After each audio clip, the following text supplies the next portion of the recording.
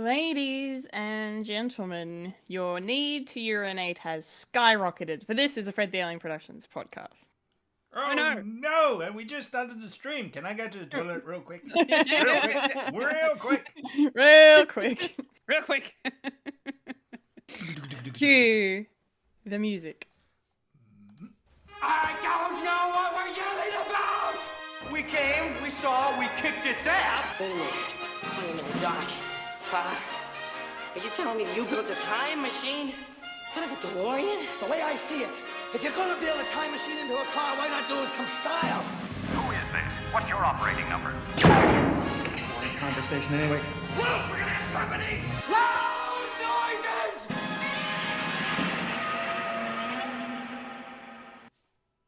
Hello there. Hello there. Hello. Hello. Hello? Is anyone there? It's your mother. I'm a Kendall Richardson. I'm a Fulya and Michael. And I am here waiting. It's me. Guess who's back again? Eminem's diss track. Hello, Michael. Houdini. It's a good one. Houdini. And you are now experiencing a podcast called Fred. Yes, experiencing it through the medium of everything that we have. That's the internet, and from 3 different places. Yes. But mostly in correct. Victoria. Mostly? Mostly. Mostly. Mostly. Yeah, mentally, I'm not here. What state are we talking about? Well, Well. state of disarray. Yeah.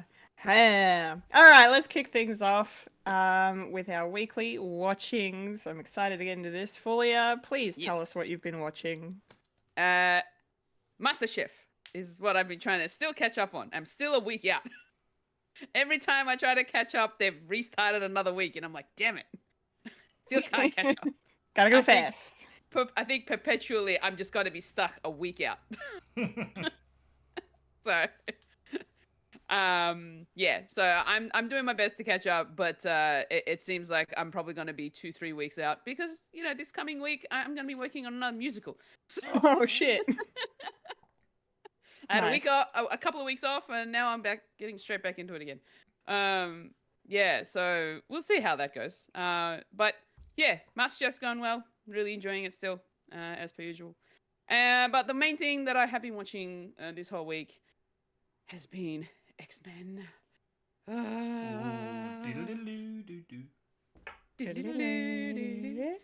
I've been watching that. I finished episode 7 of the first season. I'm in love with these characters all of a sudden.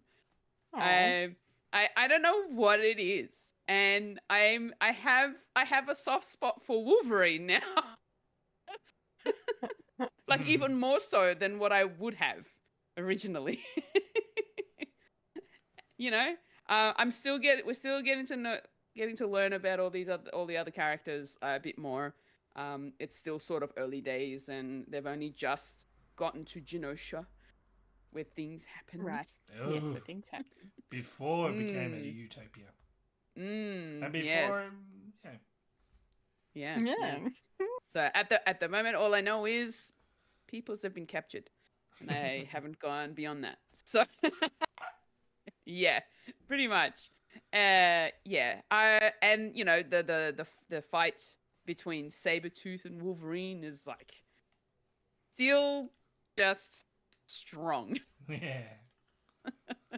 Couple of And I'm still trying to understand what their problem was with each other, because they haven't explained anything yet.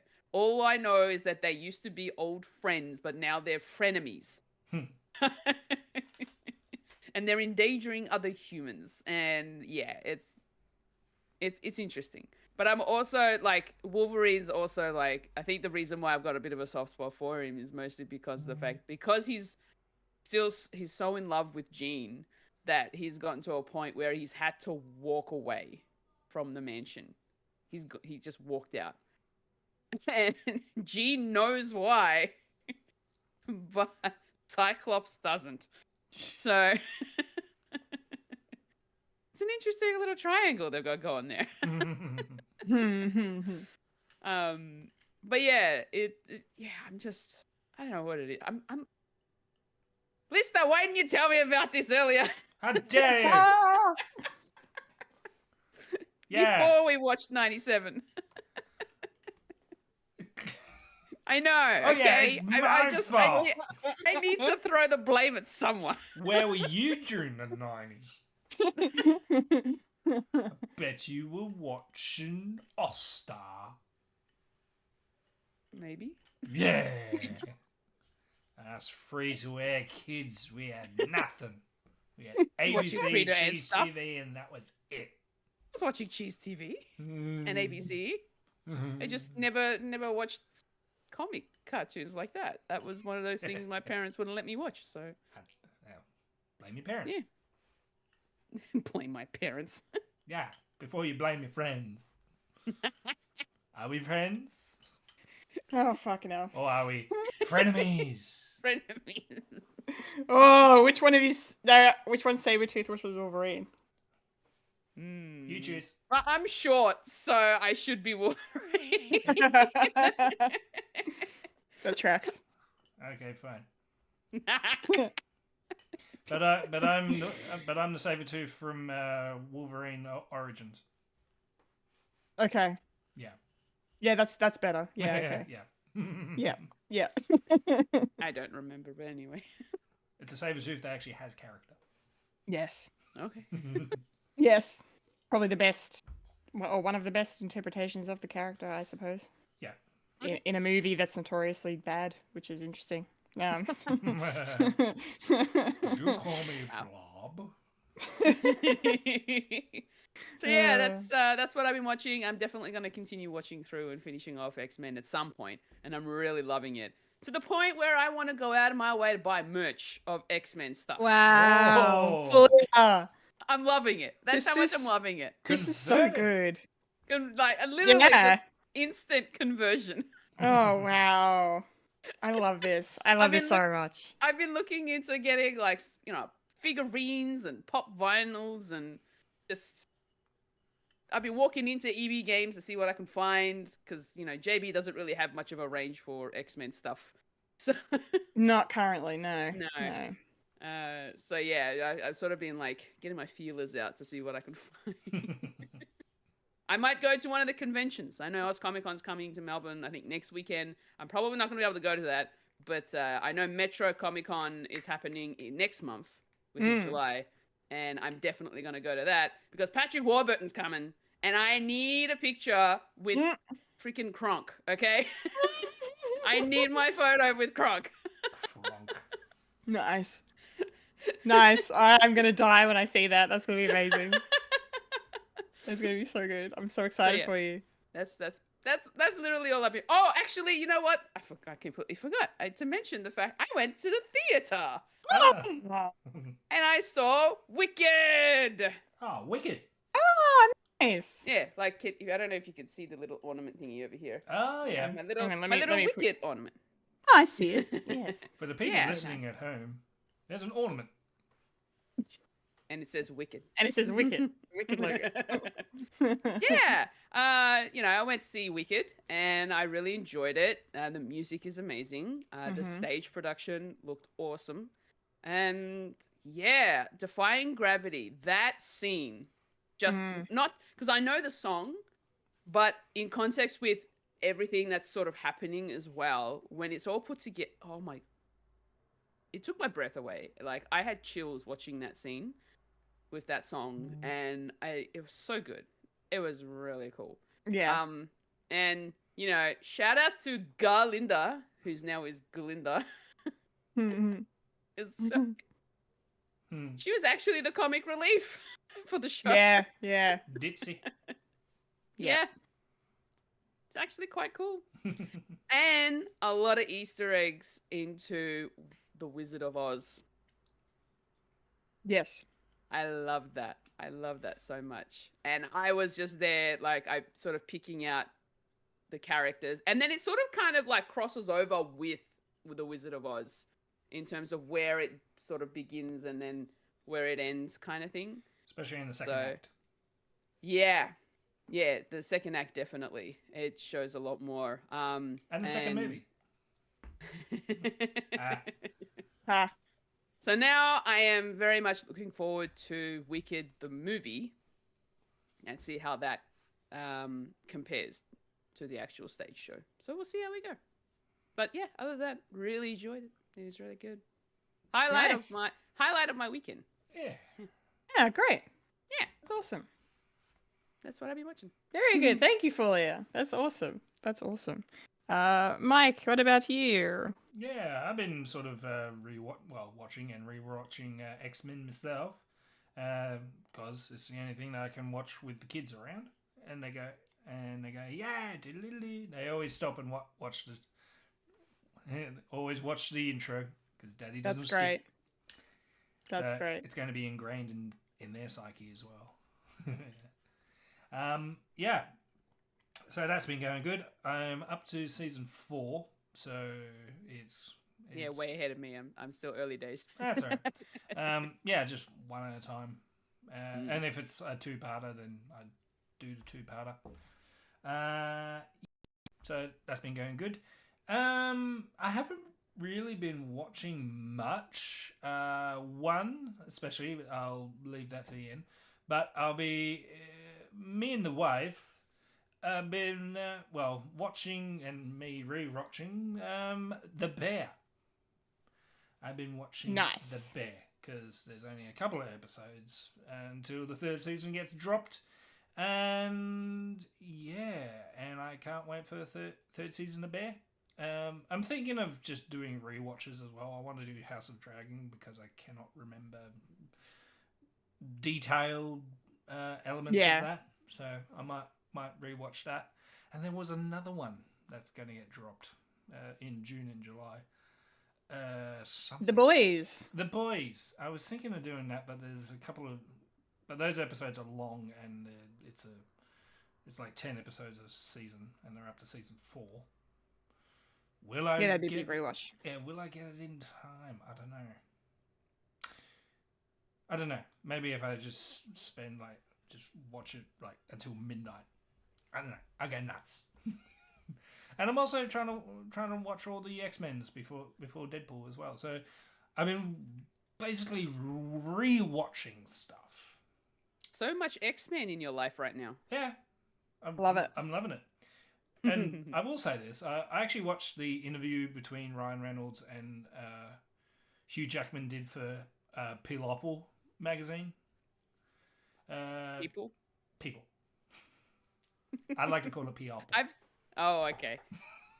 I saw snippets. I saw snippets on the Instagram. So yeah, so did I. I thought, I'll watch the entire thing. And those guys, they just love each other to bits. It they looks really do. great, and I can't wait for this movie. It's because there's so much riding on it, but it looks like just a labor of love, and it looks like they've just enjoyed each other's company, and it's going to be absolutely fascinating. And yeah, and I have been watching Welcome to Wrexham, which is the documentary about Ryan Reynolds and John. That guy from It's Always Sunny. Yeah, McElhenney. Yes, Rob McElhenney. Yeah, Rob. Because he's going to do a cameo in Deadpool as well. And they sort of cross-pollinate with that. And because Ryan Reynolds loves to do that sort of cross-pollination with his brands. And so there was like little hints, and it's like, Kevin Feige actually visited Wrexham to watch a game. It's like, oh, cool.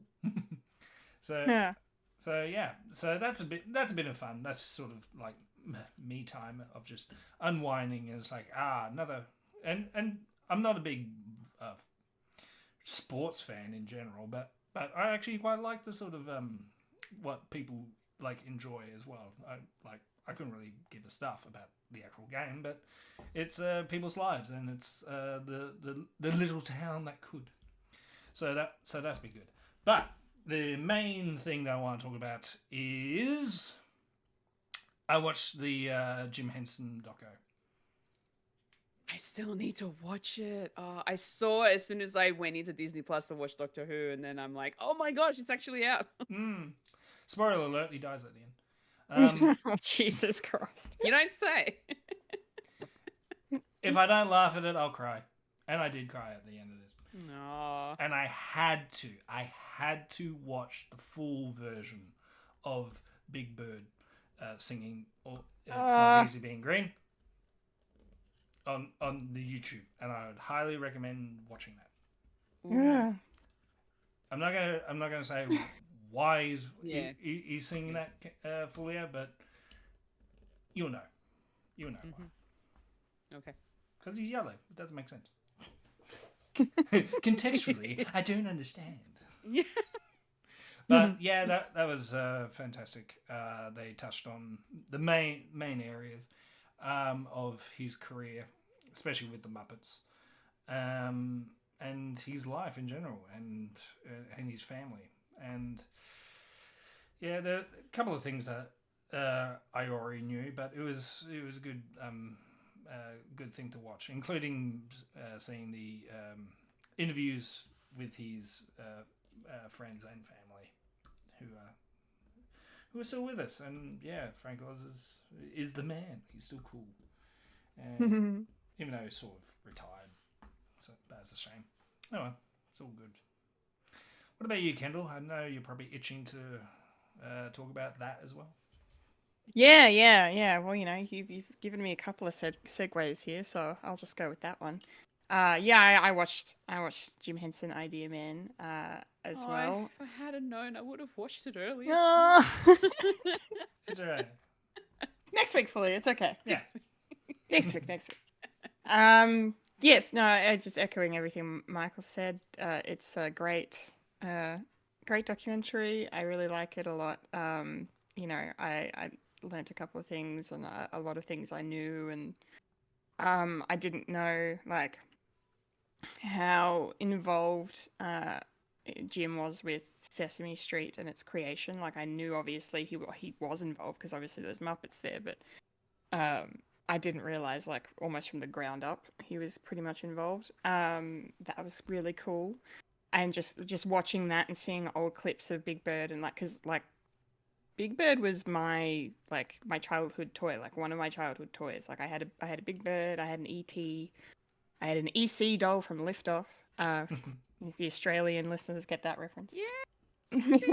That scary piece of shit. The scary piece of shit. But Big Bird was my thing. I loved Big Bird so much, and it was even my nickname in high school at one point. So, because I was tall and blonde. So all that stuff was just so cool to kind of see again, and then just to learn about The Dark Crystal and Labyrinth, 2 movies I still haven't fucking watched, and I'm hating on myself for not having watched them. Yeah, I've never seen them. Never. You've never seen Dark Crystal or The Labyrinth? Nope. I've never. Amazing. That is I haven't. amazing. Neither have I. There you go. Okay, it's not just me. Watch Maybe party! we should do it. we should do a watch party. But no, I'm like kind of more motivated than ever to check them out, just because like I'm obviously I live in the world. I live on the internet. I see all the love these movies get. So to hear how they were received at the time and how Jim took that really personally in a way, it felt was just really sad to see. But the fact that they're so lauded now, and especially Labyrinth is like kind of hailed as essential viewing that I've not essentially done. It's just I mean, I don't know. I really kind of like how the doco just explored Jim Henson as a creator. Like he was just so much more than a puppeteer or a muppeteer. He had such a big creative mind that just really seemed endless, and I loved seeing all this stuff. I didn't know he kind of made films, like short films and stuff, that one of them, I can't remember if I read that correctly, if it either won an Oscar or it was nominated for an Oscar, and I was just like, what the fuck? This is this whole side of him I had no idea about. So that was really, really cool. But anyway, it's a great documentary. I also cried, of course. Like, and just you said the Big Bird singing "It's Not Easy Being Green" that got me, of course. But like, it even earlier than that, when they showed the Muppet movie being made and fucking Kermit singing Rainbow Connection. That song, I've said it before, that song is like Ralph Garman with Beauty and the Beast. I fucking just drop. I tear up immediately.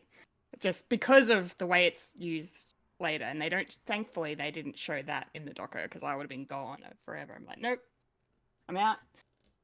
Excuse me. Anyway, it's a nice doco. Ron Howard's done a great job. They've done a great job. It was so cool, like you said too, Mike, that they had so many of his friends and family and co-workers and co-creatives and on board to say their piece and pay their respects and their tributes and stuff, and it was just really nice. So yeah, if you're a fan of pop culture or any of those things from your childhood, you're definitely going to get something from this. And just as Jim Henson just being a pioneer of entertainment, really. So it's beautiful, so go watch it. The other segue I was going to use, speaking of rewatching things and preparing for Deadpool, I've done it in the only way that I know how, and that is by rewatching Loki. Sorry, what? That sort of tracks. It really tracks with me. Well, it's actually because so you know how I talk about sometimes that I do these weekly watches with a couple of friends of mine. We just finished Shield. We were looking for the next thing, and one of us suggested, it wasn't me, suggested that we watch Loki to prepare for the TVA aspects of Deadpool and Wolverine, because one of our party has not actually seen Loki at all. And I'm the only one out of the 4 that has seen season 2, so hence the watching. Yeah, so I'm the only person in the room that's seen everything, of course. So that's the first time that's ever happened. That's nice. But yeah, we're rewatching season 1. We did the first 3 episodes during the week, and man, I forgot how good it was. like it's. I mean, season 2 was great. Don't get me wrong, but fuck me, season 1. Oh, like just the feels train coming in hot. That fucking episode of him watching his future life play out, the life he didn't get to live, and see what happened to his mum and what happened to him, and just Tom Hiddleston should have won all the awards for his face in that moment. Fuck me. Anyway, I'm just so about it. Like, I was just sitting there smiling like it's just and not just because of him, because it's such a great interpretation and representation of the character and what the character's been through and the character's journey going forward, and I mean, and his performances, he's just having the time of his fucking life. Like, I really like this season 1 Loki of he's just he's part mischievous, part still a bit trickstery, but then he also has this like gravitas to him, that's just like, I don't know, it's the way Tom performs in season 2 feels a little different. But then he went through a fucking bunch of shit at the end of the first season, so I understand that. But yeah, it's just really nice to revisit this stuff. And my friend who hasn't seen any of it's really loving it. He was laughing in all the right parts and in awe. Like, we were all just sitting there just going, this is just great. So yeah, it's really nice. So looking forward to going back through that over the next few weeks leading up to Deadpool and Wolverine. I probably will rewatch the movies, probably just Deadpool and 1 and 2, I think. Although I still haven't seen The Wolverine. Like, that's the only X-Men film I haven't seen, so maybe I should watch that. They'll probably reference it. Who knows? I went Anyway. to Japan. Yeah, I kind of need to rewatch that one because when I watched it, I may not have watched it with there was no subtitles for the Japanese dub, like for the where they were speaking Japanese. There was so no. you missed subtitles. parts of the thing. Yeah. Fair enough. Yeah, definitely go back and check it out. I'm guessing it's on Disney Plus. I imagine. Yeah, it's all there. They're all there. Yeah, nice. Could I ask, with your rewatching of Loki, Yes. and where you were first time watching, and now where you are now. And yes, I will mention Doctor Who. Now watching Doctor Who, do you see the reasons why I enjoy Loki? Because that sort of element of Doctor Who. Yeah, definitely. I definitely do. Like, especially like, going to all the different time periods. Obvious, I mean, that's an obvious thing, but just like the way it's done in that sense, especially like I really like going back to the Pompeii scene, and seeing the, like, nothing matters, nothing is of any consequence, just, throwing shit around. Like, just that playfulness also kind of feels Doctor Who-ish in a way. And then like the Loki and Mobius dynamic also feels a bit Doctor and a companion almost dynamic. They're in this together and figuring out this mystery together to try and, save the day essentially. So yeah, there's definitely lots of Doctor Whoisms and archetypes from that show that they've taken inspiration from, and clearly Kate Herron is going to pay it forward into her episode of Doctor Who, which I think we're seeing next week, if I'm not mistaken. Possibly, yeah. I need to look that up. Yeah. But anywho's, I definitely can. I have a different appreciation for it in that sense, and I can see why you would take to this, and especially with all the sci-fi-ness of it all. Definitely, yeah, it's cool. Fixed points. Fixed points. Yes. Cool. Well, I've got two more things I want to quickly mention before we move on. Because I did watch a bunch of stuff this week, but I'm only going to mention two more things. First being, I watched a movie called Dream Scenario, which is a Nicolas Cage movie where everybody starts seeing him in their dreams. We did this trailer on Trailer Park, I believe, last year. And I really wanted to see it immediately, because it just looked so batshit crazy. And I reckon it's one of the best films I've seen this year so far. I really liked it a lot. I thought it was great.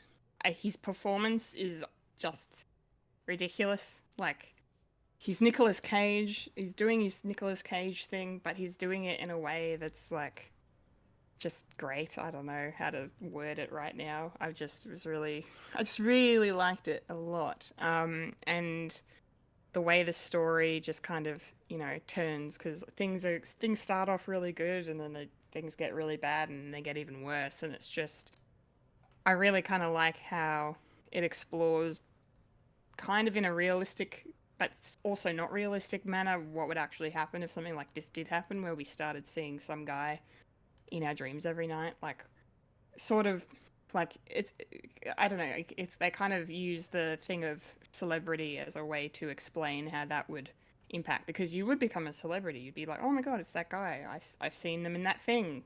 No, I've seen them in my dreams, so I kind of thought that was really cool. Yeah, and it's awkward as shit. Fully, I'm not sure if you'd like it. There's a lot of uncomfortable moments, a lot of awkward humor, but I don't know, for some reason it tickled me a little bit, and it was good. Mike, I think you should watch it. It's on Netflix. I reckon you'd get a kick out of it. A lot of things landed on Netflix this week. Right, a lot of things. Speaking of that, the next thing I'm going to talk about is also something that literally just dropped on Netflix, because I finally watched Godzilla -1. Holy crap. Holy crap. Yeah. Speaking of best movies of the year, Jesus H. I loved this. This was great. I was crying. Like, in a Godzilla movie? In a Godzilla movie, man. This is like the Godzilla movie. If you're ever gonna watch a Godzilla movie, make it this one. And it's the only one where you actually give a fuck about the humans. Yeah. You're invested from minute one. You're invested in them, and you want them to succeed. You want them to live. Godzilla is the fucking villain in this piece. Like, there is no sympathy for Godzilla. I mean, Godzilla is just a victim of circumstance, really. But at the same time, the humans are very much your protagonists in this story. I loved how complex it was, and it made me think of things in terms of World War II that I don't really consider, like, you know, the way the Japanese had to deal with everything following their loss in the war, and what it means to dishonor your country by not sacrificing yourself as you were supposed to, because the main character's a kamikaze pilot who chickened out, basically. But then there's also like this found family aspect that's really beautiful and really bittersweet and just emotional and gut-wrenching, and that fucking scene, Mike, where the Godzilla fucking lays waste to that city, and then I was like, oh, this is great, and then that happened, and I was like, oh, okay now, all right. You felt every life. Fucking oath. It was. Oh, Jesus Christ. Yeah, it was great. And yeah, the effects were very good. And I can see why it won the Oscar. Yeah, it's just really cool. The ending, though, is the only thing that, I won't spoil it, but the ending was the only thing that made me go. I mean, I like one part of the ending very much. One part of the ending I thought felt a bit of a cop-out to me, but it also feels like they're setting up a sequel to this movie, so we'll see how that goes. But yeah, I was not expecting to like this as much as I did. It was great. It was really good.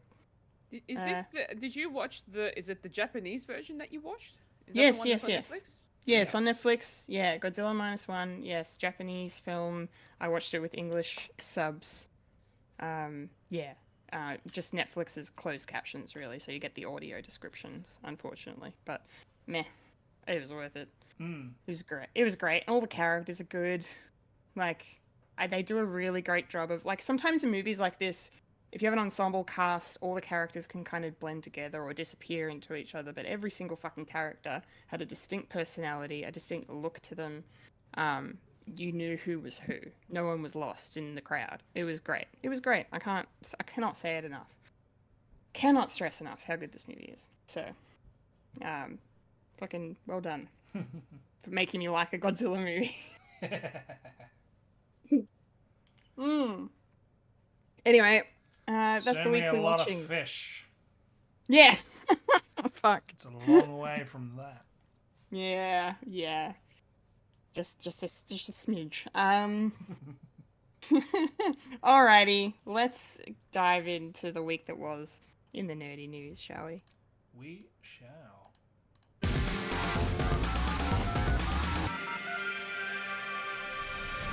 This is the news in nerdy news. The nerds that talk about the nerdy news. That is us who talk about the news that is nerdy. And now the queen of nerdydom, the hostess with mostest, Kendall Richardson. Take it away, Kendall.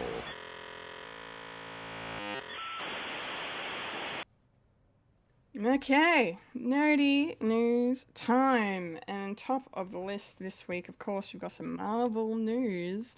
Things have been going around for a while about the one and only Giancarlo Esposito and his appearance in the MCU upcoming. He recently said that his character is going to be getting a series, or he's going to be in a series, but it seems now we have, I suppose, unofficial confirmation, because he's on the call sheet for the reshoots for Captain America Brave New World. So they're doing some reshoots at the moment for this. They're supposed to be like 3 weeks long or so not major. But they're adding in a lot of new stuff, and one of the things that they're putting in is Giancarlo Esposito, and apparently, because of course, his character is villainous. He's going to be a baddie. That's fine. I mean, you know, play to your strengths, I say. He's great. We like him as a villain. He does it well. But yeah, no idea who. No idea who. All we know is that he's going to be appearing in this movie. So my excitement is building a little bit now. Now that I know he's in it, I'm like, okay, all right, we'll see how it goes. Fulya, do you have any thoughts on this? What do you reckon? Look, I say let's go because Giancarlo Esposito is really great when he plays a villain, and I feel like he has a lot more fun with the character that way as well. It seems. I think a lot of actors would, if they're playing like a villainous role, they would definitely be having a lot more fun that way. So yeah, no, look, I'm all for it. I can't wait to see who the character is. I probably won't even know who the character is. But it doesn't matter because we're getting Giancarlo Esposito in the MCU, so who cares? He's got Pretty Disney much. money, so it's fine. All the Disney money. Yes. Yeah, exactly. Yes. So I look forward to seeing him on the Yeah. screen. Nice. Nice. Awesome. Thank you very much. Mike, what about you? Any theories? Any thoughts? Something cool. It probably the reason why you couldn't really do what was it? Supernova, because he had to cancel that because Yeah, that's right. He did. the mouse got a call and it's like, hey, we need to do stuff. Yes. Get your ass to Mars. Yeah, so that would probably be the reasons why, and yeah, it is going to be introduced by one movie and also in a TV show. So that could be a lot of people are speculating it could be something X-Men related. Yes, well, I mean, there was a time when he was the fan casting for Professor X in the MCU, and that's not happening apparently. So Yeah, but he's going to be a bad maybe guy. he's gonna be the bad guy. Bastion. Best. Bastion. Oh my god, could you imagine? Mr. Sinister. Mr. Sinister. No, he's fucking what's his name? Why can't I think of his name? Mephisto? Is that who it was? No, I think Sacha Baron Cohen's probably going to be Mephisto Yeah, okay. if we're going inside baseball. But Yes. a lot of people are speculating it could be Trask. Trask. Ah, Yeah. yes. Okay. Yeah. So it could be more of a political heel than Mr. Sinister or anything like that, because he does do that sort of calculating cold sort of thing with a chip on his shoulder, really good. And a lot of people are thinking, oh, it could be Doctor Doom. It's like, no, because then you got, because I don't think Disney is going to do Pedro and him in another thing where they're a good guy and bad guy. I don't think No, so. I don't think so. Yeah. But Mr. Sinister could be interesting. Mm. But it's something to do with probably something to do with, the political aspect when it comes to MCU. Because being in Captain America 4, well, Captain America in general, it's all to do with like that political drama sort of thing. The side of the MCU than something a bit more scientific. I don't think so. Cool. Yeah. He got a job, and and all intents and purposes, he just loves being in the sort of genre sort of aspect, and can't wait to see him in The Boys if he's still in The Boys. Yeah, I think Stan Vogel. I think that was his name. I think he's still around Virgil. in the Boysiverse. Yes. Yes. Okay. He's everywhere. He's I just like it. everywhere. Mm. We do like it. We love to see it. All right. Yeah, and we enjoy him Yes. big until he gets fans. cancelled. Then we don't like him. Let's cover our bases. yes, let's just in case we If have this to. year has taught me anything, is like, do not respect celebrity. Yeah. Yeah. What a year. All right, let's move on into our next item in the news, which is one that I'm particularly excited about, of course, because I get to talk about the Rings of Power for a couple of minutes. So, in a couple of minutes, I mean 10 hours. No, so yes, we got some more news regarding season 2 during the week, which was quite exciting. So a few months ago, they announced a bunch of names of people who were joining the cast, but they didn't say what roles they were going to be playing. Now that we've had the season 2 trailer drop, things are starting to trickle out. There was a story published this week that stated that Rory Kinnear, known for his work on many projects, including some of the James Bond films, he was in Penny Dreadful, a bunch of other stuff. Basically, he is going to be the first person to bring to life a very kind of, I suppose, iconic Tolkien character that's never been seen on screen before. And this character is, of course, Tom Bombadil. God himself. Yes.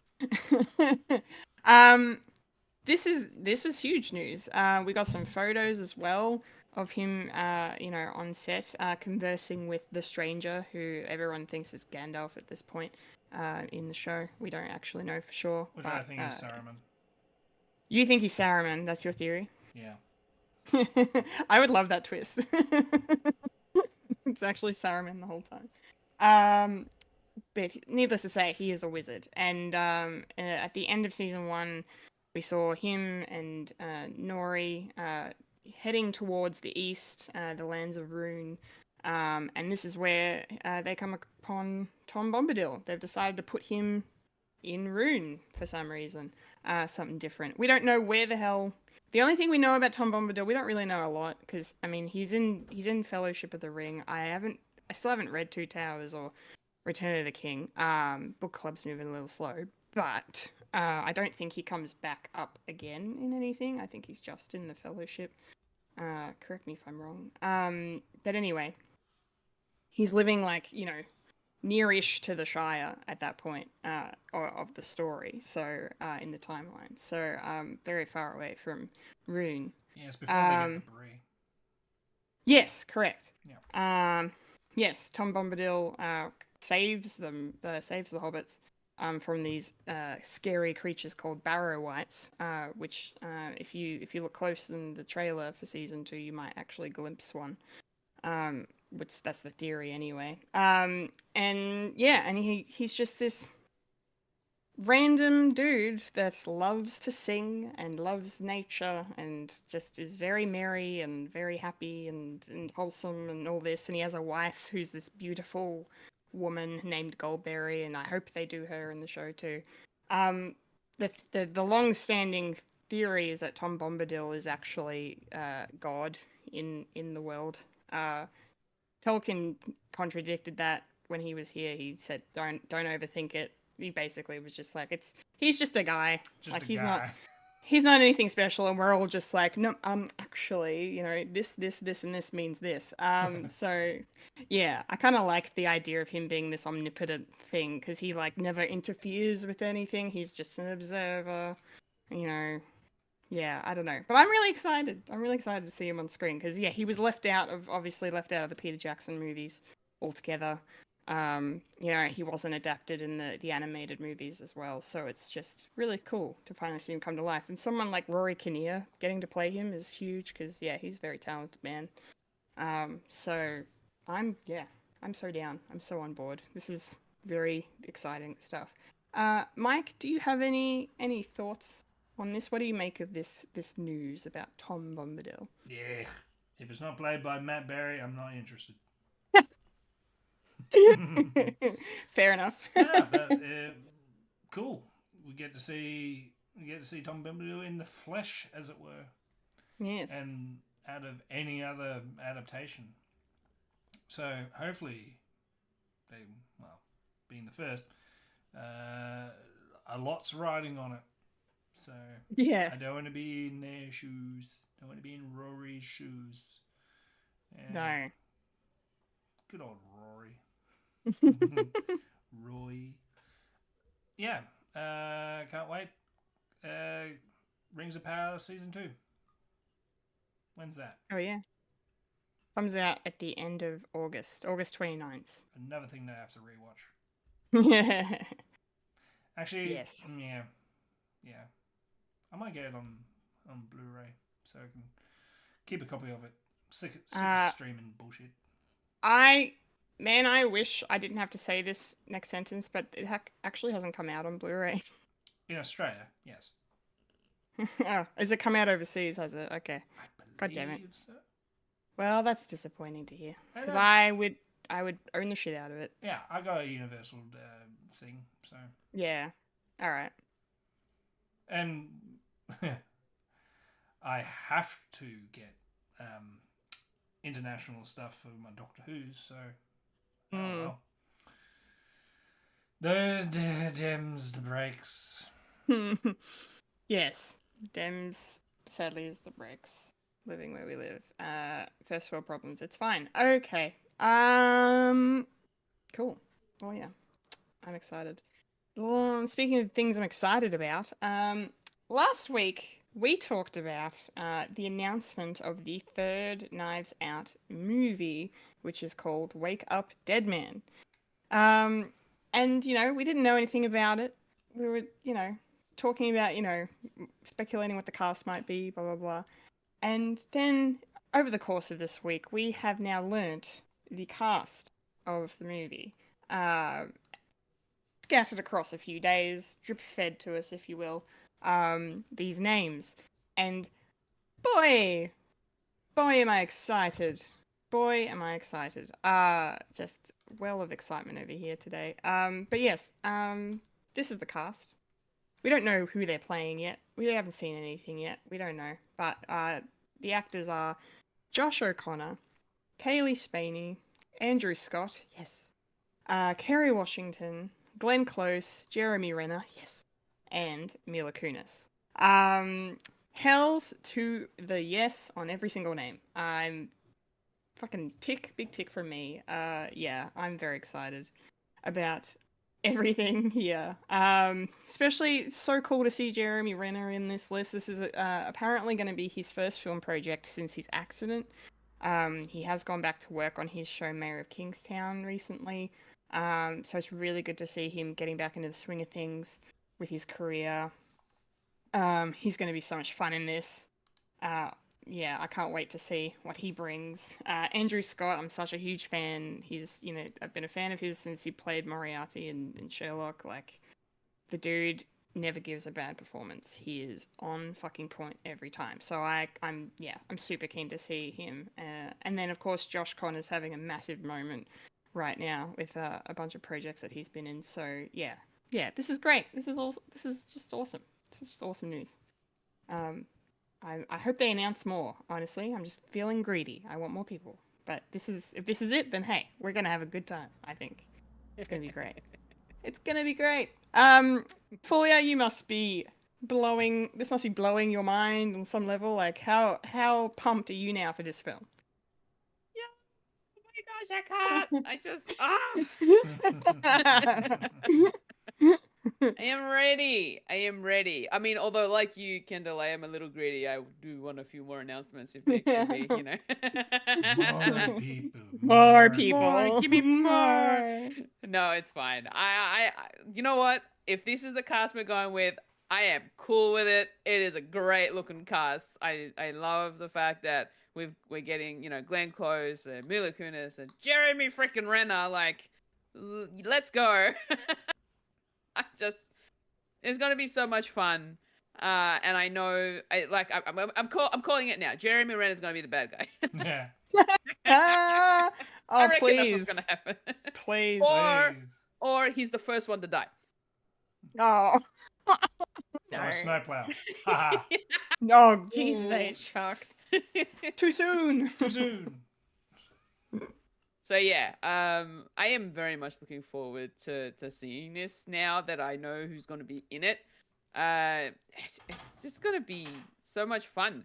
But I'm still just this title of this movie is still the thing that is going through my mind as what could it mean? What is it gonna be about? Is like, I that's the one thing that's really just on the back of my mind as to what the story is gonna be about. So even though we have an amazing looking cast, it's just the plot. Get to the plot. I need the plot. At last, a plot. At last, the plot. I need it. But yeah, look, I'm ready. I'm ready to be filled with more Knives Out goodness. So Nice. let's go. Let's go. Absolutely, let's go. Amazing. I love your enthusiasm so much. It's contagious. But here's the thing. My expectations are like up here right now for this film. Oh yeah. And if I'm disappointed, I am gonna be so heartbroken. No, I doubt it. I mean, you loved Glass Onion, right? I did. And like the first film as well, of course. Yeah. So But that's the thing, like knowing that my expectations are up high. If I go into this movie and it doesn't hit that mark, I'm gonna be real upset. I think it'll be fine. That's the thing that I'm always scared about when it's something that I love a lot, and they bring out another film of that movie, of like a sequel of the movies that I've been really enjoying, and it doesn't do too well, like Death on the Nile. Look. Death on the Nile was not a good movie. At least he redeemed himself with the next one. I've already forgotten what it was called. A Haunting in Venice. Haunting in Venice, thank you. But I will say this, Fulya, at least it's not the MCU, so you've got 20 or so more films by that standard to get there before you start experiencing the disappointment. So you should be fine. Yeah. You should be fine. And I'm right there with you with Beetlejuice. I mean, I have high hopes for that, but it could be a piddling piece of shit. Exactly. Yeah. Exactly. Yeah. You know, a sequel after so many years, and it could end up being 2016 Ghostbusters. But yeah, it's all right to be skeptical. Just have it is bits of optimism. So really excited, but need to keep my expectations in check. Yes, just go with the flow and just let it happen. See how you feel after the trailer comes out. Yes. Trailer. Yeah. That's what we need. Trailer. Trailer. Yeah. Yes. Ryan Number Johnson one priority has is trailer never right done now. Anything wrong.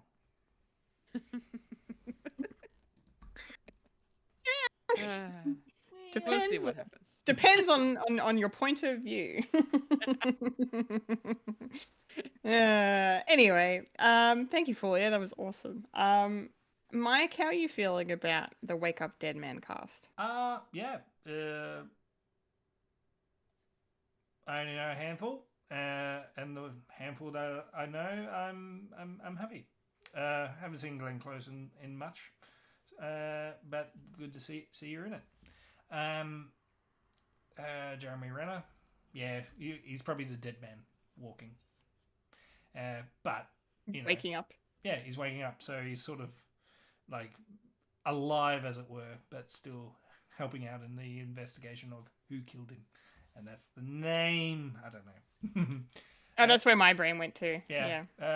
Andrew Scott is probably the red herring because everyone's going to point to it's Andrew Scott because he's weird looking, and he's weird, and he's Moriarty, so it must be him. But he's the red herring. Yeah. So, and this time, is this the last one, or is there going to be another one? I don't know. I don't think they've said. Well, if this was the last one, Daniel Craig's the killer.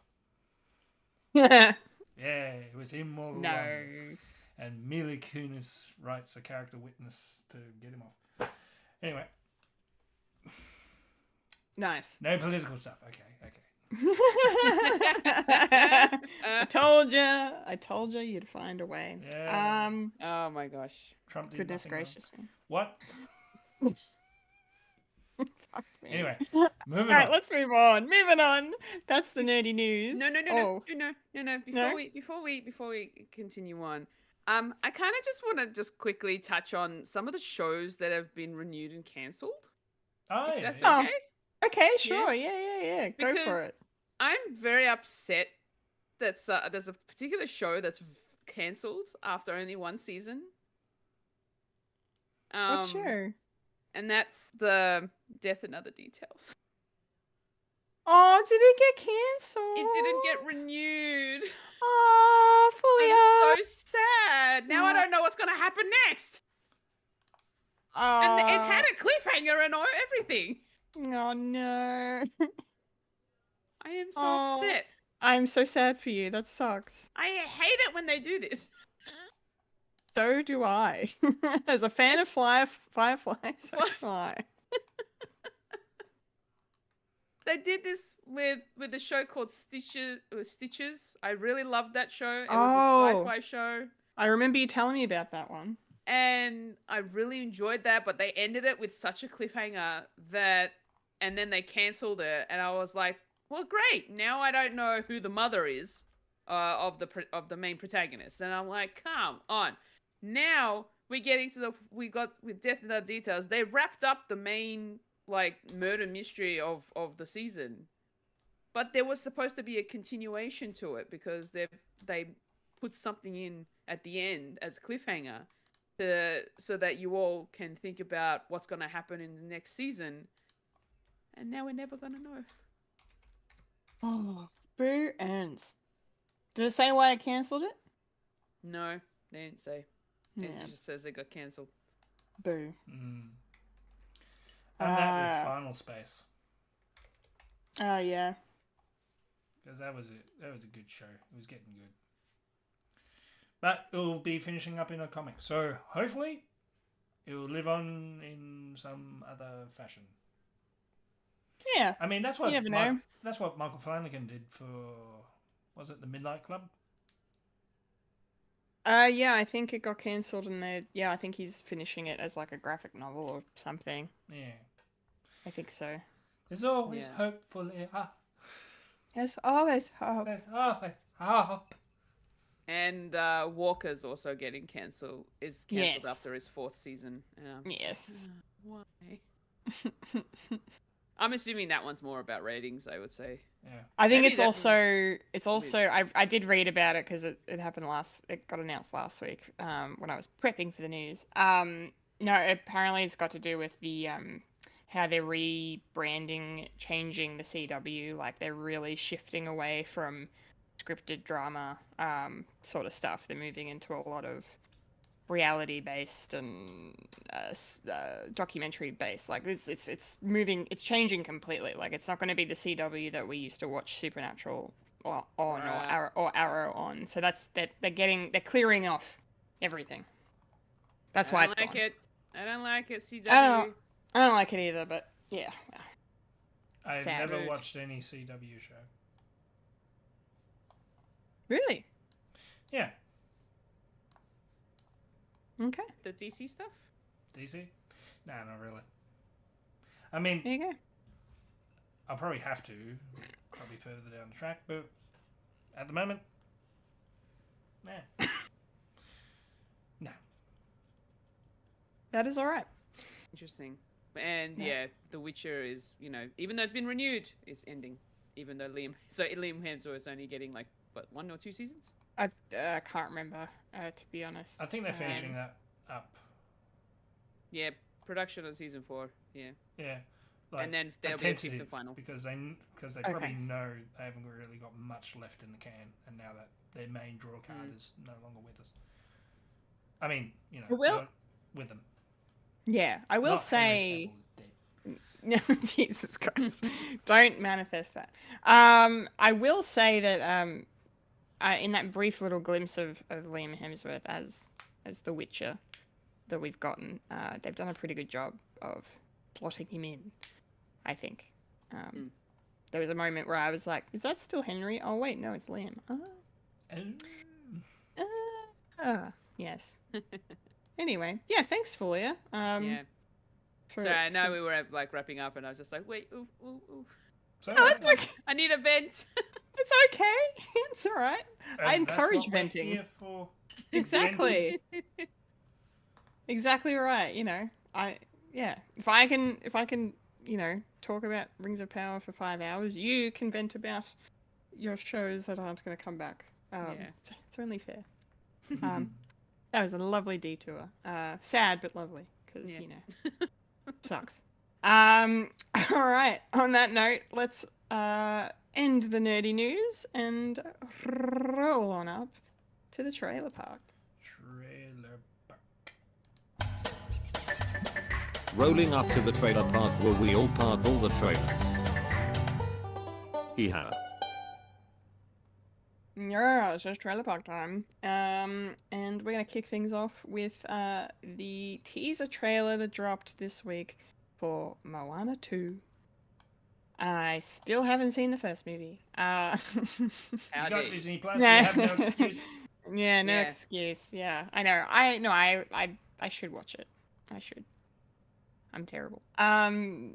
Yeah, this looks good. This looks good though. I mean, I have no idea what's going on, but it looks good. The animation is beautiful. Yeah, it's Pixar. Is it Pixar or Disney? No, it's Disney. Disney. Okay, thank you. Disney. Yeah, great. Yeah, looks awesome. I like the animation style. The music, of course, is fantastic. You know, the first film was the soundtrack to that is sort of iconic, by all accounts. You know, The Rock, Dwayne Johnson, coming back for this. I kind of liked that lame joke about bacon and eggs. I feel like I shouldn't have, because it wasn't great. But hey, I had a giggle. I just hope Alan Tudyk's back as the chicken, because he is. yes, that's all I need to know. I mean, he is. Hey. It's great. Yeah, it's great. Yeah, no, I don't really have a lot to add on this because I don't know the story at all. But yeah, like I said, it looks wonderful, and I think it's gonna be very good. I hope for the fans that it's gonna be a good time. It looks good, so we'll see if that pans out. Fulya, I'm sure, has a lot more to say than me about this. Please take us through your thoughts. What did you think of this trailer? This was a really nice little teaser into the sequel to Moana. I'm loving the fact that Maui was it was obvious that he had to be returned into the story. Like, he had to come back, and we just. I think it's Moana is getting a call from her ancestors from the oceans to the Wayfinders to go back out into the sea and go for another adventure, it seems. So yeah, look, I'm looking forward to it. I don't know what's going to happen specifically. I feel like I would say a full trailer will give us more details about that. But at this present time, I'm just looking forward to watching it all play out again, because Moana was a really good film, just in terms of its story, and the animation style was great. Like you said, Kendall, the soundtrack to this movie is just beautiful, and a very, very sort of Islander vibes, and I loved it so much. So yeah, I'm really looking forward to getting another glimpse into more Moana, because she's now becoming more of a leader, and to sort of take over her father, because her father is the leader of this island. He's the chief of the island, and because he didn't have any sons, he has to sort of give it up to his daughter now, and yeah, so it's gonna be interesting. I'm keen. Keen as bean. Nice. Nice. Thank you very much. Michael, what do you think about this one? It looks very charming, and the old gang is back, so that's pretty cool. I like the fact that originally this was going to be a TV show, just solely on Disney Plus, but they changed it to an actual full-fledged theatrical movie. So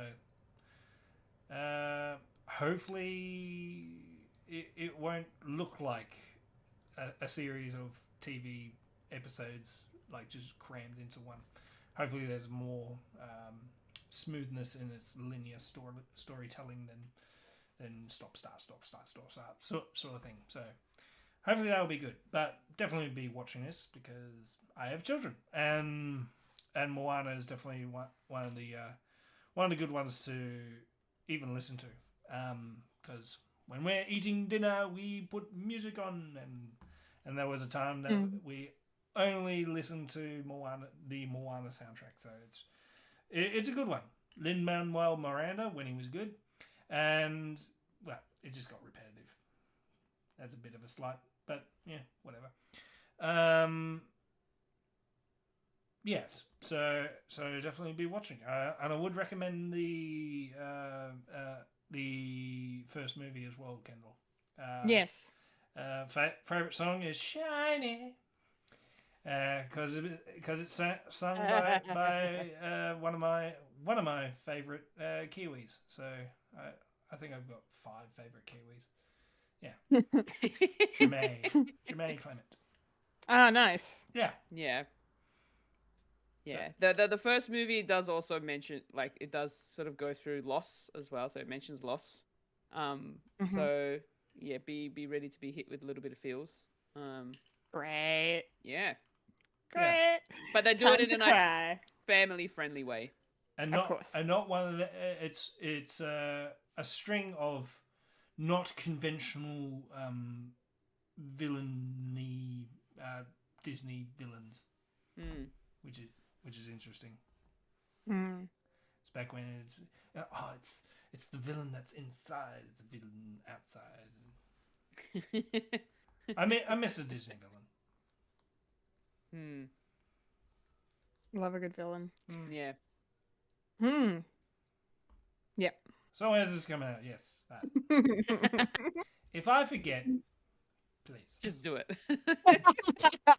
No, it's more fun to have awkward silence. No!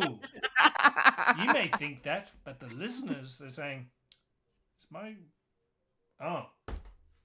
It's still going. It's a dramatic pause. Good point. Thanks, Fred guys. Well, my device was faulty. Mike is the voice of the people.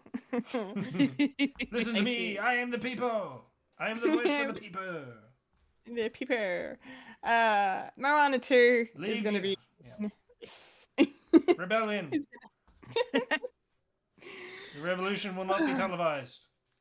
We live in a society. Moana 2 is going to be coming out on the 28th of November. Leave all your possessions. We'll pick them up later. Okay, switching gears completely for our next trailer, we are going to talk about the unfortunately titled movie that is Wolves, not Wolves, and the literature major in me is screaming. It's bugging me real bad. Wolves. Wolves, not wolves. Wolves. But it's fine. It's fine. Don't even worry about it. The Wolves of Wall Street. The Wolves of Wall Street. Whoa. Anyway, thank you. Maybe it's the sound that they're making. I don't know. I guess we'll have to find out Wolves. if we watch this movie.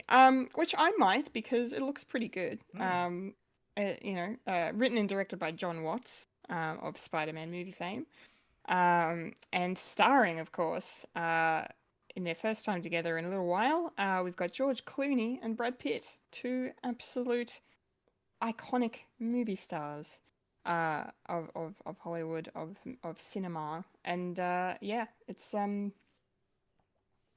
they're just great together. I mean, they have a natural rapport with each other. You know, they've known each other for such a long time that it just must feel like a second nature between the two of them.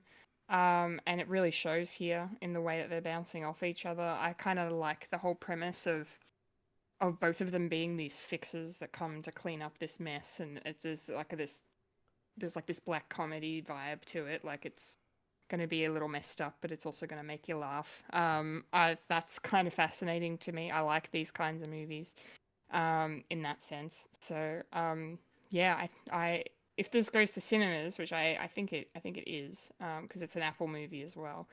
But yeah, I think I might actually go watch it. It looks interesting.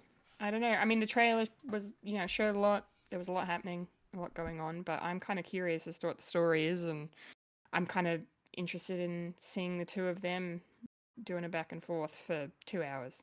I think it'll be a very entertaining time. So, yeah, despite your unfortunate name, I'm still in. Fulia, what did you think of the trailer for Wolves? I actually had a bit of a giggle watching this trailer. Nice. I don't know what it is when George Clooney and Brad Pitt come together and they do like these kind of action comedies and espionage style kind of things. It just makes me smile. They seem to have a really good time doing these kind of films. A la Oceans.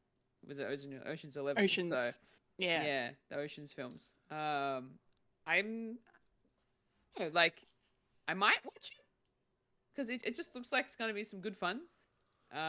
It's also going to be interesting in terms of the concept of the story, where they're people that are trying to help clean up other people's messes, or it's just something that's happened and they're trying to cover it all up in some way. But the fact that they're going out of their way to tell everyone that they're not partners in any sense of the word, not even secret partners, they're not partners in any way, is what had me like sort of giggling, because they're sort of, I think they're trying to, I reckon by the end of the movie they're just going to be partners. So it's like it's going in that direction. It really is, because apparently they both work solo and blah blah blah. So, and generally when a movie goes with stories like that, where there's one person or two people that don't work with anyone but themselves, by the end of it they're working together regardless. So so it's that part we already know what's going to happen. But it's just the rest of it that I'm curious about. It's just like what it is that they're supposed to be doing that needs them to work together to get it done. So yeah, I'd be keen to watch this. So yeah, maybe if it like you said, if it comes to the cinema, might go out of my way to watch it at the cinemas, because I don't have the thing that it's on. So anyway. Yes, I also got rid of my Apple subscription, so yes. Yes. Very good. Thank you, Fulia. Mike, what did you make of this one? Yeah, probably agree with you, Fulya. They'll probably become partners at the end. But why don't we make it different? Come on, they hook up at the end. They end up gay. Could you imagine? Maybe I was going to say, maybe that's what they mean by partners. Yeah. We don't know. Yeah, change that a bit. It's the month for Why it. not? It's Pride Month. Let's go. Yeah, let's do it. Be gay, do crimes. It's the only opportunity. Yeah, this looks really interesting. It definitely has that sort of feel of it is what it is on the tin. So, and a couple of good looking cats, good looking guys. Sexiest men's. I don't know why. George Clooney is a bit of a silver fox. Yeah, and the reason why I think that. Yeah. What was I saying? Yes. I don't know why, but when I was watching this trailer, all I all I could think of is like, if this was a '90s movie, you can so tell that it could have been Harrison Ford and Sean Connery. Oh my god. I don't know why I see that. that went into my head. It's like, yeah, Yeah. any era of film, it could have been that. Yeah. Oh my god. Yeah, Yes. yeah. You know, when Sean got his rug. Yeah. Yeah. In the middle of The Rock and Yes. what was that? Catherine Zeta-Jones one. I can't remember. Yeah, that one. Yeah, fucking it's on the fucking tip of my tongue. Hang on. So, yeah. I don't think I've seen a full Oceans movie. Entrapment. Entrapment. That yes. one. That one, sorry. Old man perving on a woman. Doesn't really hold up today, does it? But anyway, well, neither does Sean Connery. I mean, Oh boy. discipline your wife. Oh! Anyway. Oh! Ah! Ah! Oh well. Yeah. Good buddy movie. Always enjoy a good buddy movie, especially these two cats. And yeah, I haven't really watched a full Oceans movie, and it's sort of like that trilogy, I want to say. Yes. That I haven't seen fully. So who knows? Maybe I'll watch that to prepare for this one. But the only problem is, I also don't have the apparatus of watching this when it comes out. So when does it come out that I can't watch? Well, I think it is still getting a theatrical release. Oh, that's good. I'm pretty sure when I looked up the release date earlier, it didn't say anything about just streaming. Or I could be wrong.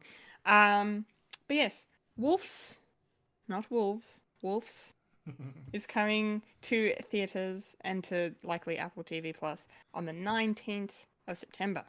It's probably an American thing. Oh. Call it Wolves. Instead of Wolves. I don't like it. What's the plural for okay. Fish. Fishes. Okay, let's move on to our third and final trailer for the week. And speaking of streaming services, this is a Netflix film. You can clearly tell that it is because this is the trailer for A Family Affair. I want to like this movie, and this trailer really wants me to like this movie. And I don't know if I do. Which is such a shame because I've been hearing things about this film for a few weeks now. And I'm a fan of the cast. Like, Joey King is awesome. I've been following her work since she starred in the Conjuring movies like 10 years ago. She's very talented. Zac Efron, of course, just knocking it out of the park with so many choices. Not all of his choices are winners. Ricky Stinicky, anyone? But sometimes he hits gold with things like The Iron Claw, and then he, makes a rom-com because he can. And that's fine. There's nothing wrong with that. Nicole Kidman, however, I would not have thought her to make a movie like this, but I'm really hoping that there's something of substance hidden within this, because it just really, they made a joke about something he says to her being from a Lifetime movie, and this really felt like a Hallmark Lifetime rom-com. Like, I don't know, it wasn't working for me. I don't know, which is just, it's annoying, because on paper this film looks like it would tick a lot of my boxes that I look for in films like this. I mean, like, having a romance with someone in the entertainment industry, I'm like, hello, that is my life goal. And especially like the older women, younger man thing, like that seems to be going around a lot at the moment for some reason. Anyway, and I'm a fan. Like I said, I'm a fan of these actors, but there's something missing from this trailer. So I really hope the movie gets great reviews and makes me go, well, I'll check it out. I don't know. I love them all, but It's not just slightly short of where I need it to be for me to watch this, I think. I don't know. But I'm curious for your thoughts. Maybe I'm being too harsh. Maybe I am. Fulya, what did you think of this one? What did you think? I don't know how to feel about this one. And I've been validated immediately. Great. Okay, great. I didn't Keep even going. say a thing. What about me? What about my voice? We'll get to you. We'll get to you. Shut up, The cis women go white first. male. It's not your month. Fulya, what'd you think? Yeah, I don't know how I feel about this one. Zac Efron must have had one hell of a field day with the fact that he got cast to be the lover of Nicole Kidman's character. Like, Yep. holy crap. Yeah, I don't know. Maybe it's just the whole idea of, you know, the older woman with the younger man sort of scenario kind of does, I don't know what it just doesn't make, it makes me feel a little uncomfortable. That's okay. But, you know, there are people out there that sort of that date in that sort of base. So, like, Yeah. you do you. That's fine. Yeah. I'm just personally not. Yeah. This feels a little weird. The story itself, very ham and cheese. Love that as a description from you. It's very ham and cheese. Oh, bless. Bless you. And well, considering the fact that it's also a rom-com, it makes sense. So yeah, like it's interesting, and especially the daughter played by Joey King, is, you know, she really makes it. She, like, you could tell that she is super uncomfortable with her mum going out with this guy. Yeah. So, yeah, I could see why I would probably end up having the same feelings, most likely, if that ever kind of occurred in our household. So, yeah, it's, I don't know, I'm just about it. Yeah, that's fair. Yeah, That is fair. I don't know All right. that I'd be watching this though. So I don't Okay. know. Okay. Yeah. Yeah, fair enough. Fair enough. All right, Mike, hit us with your opinion. You may speak.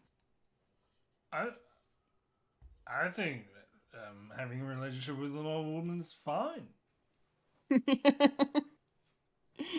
You know, Great. even 7 months, Same. it's fine.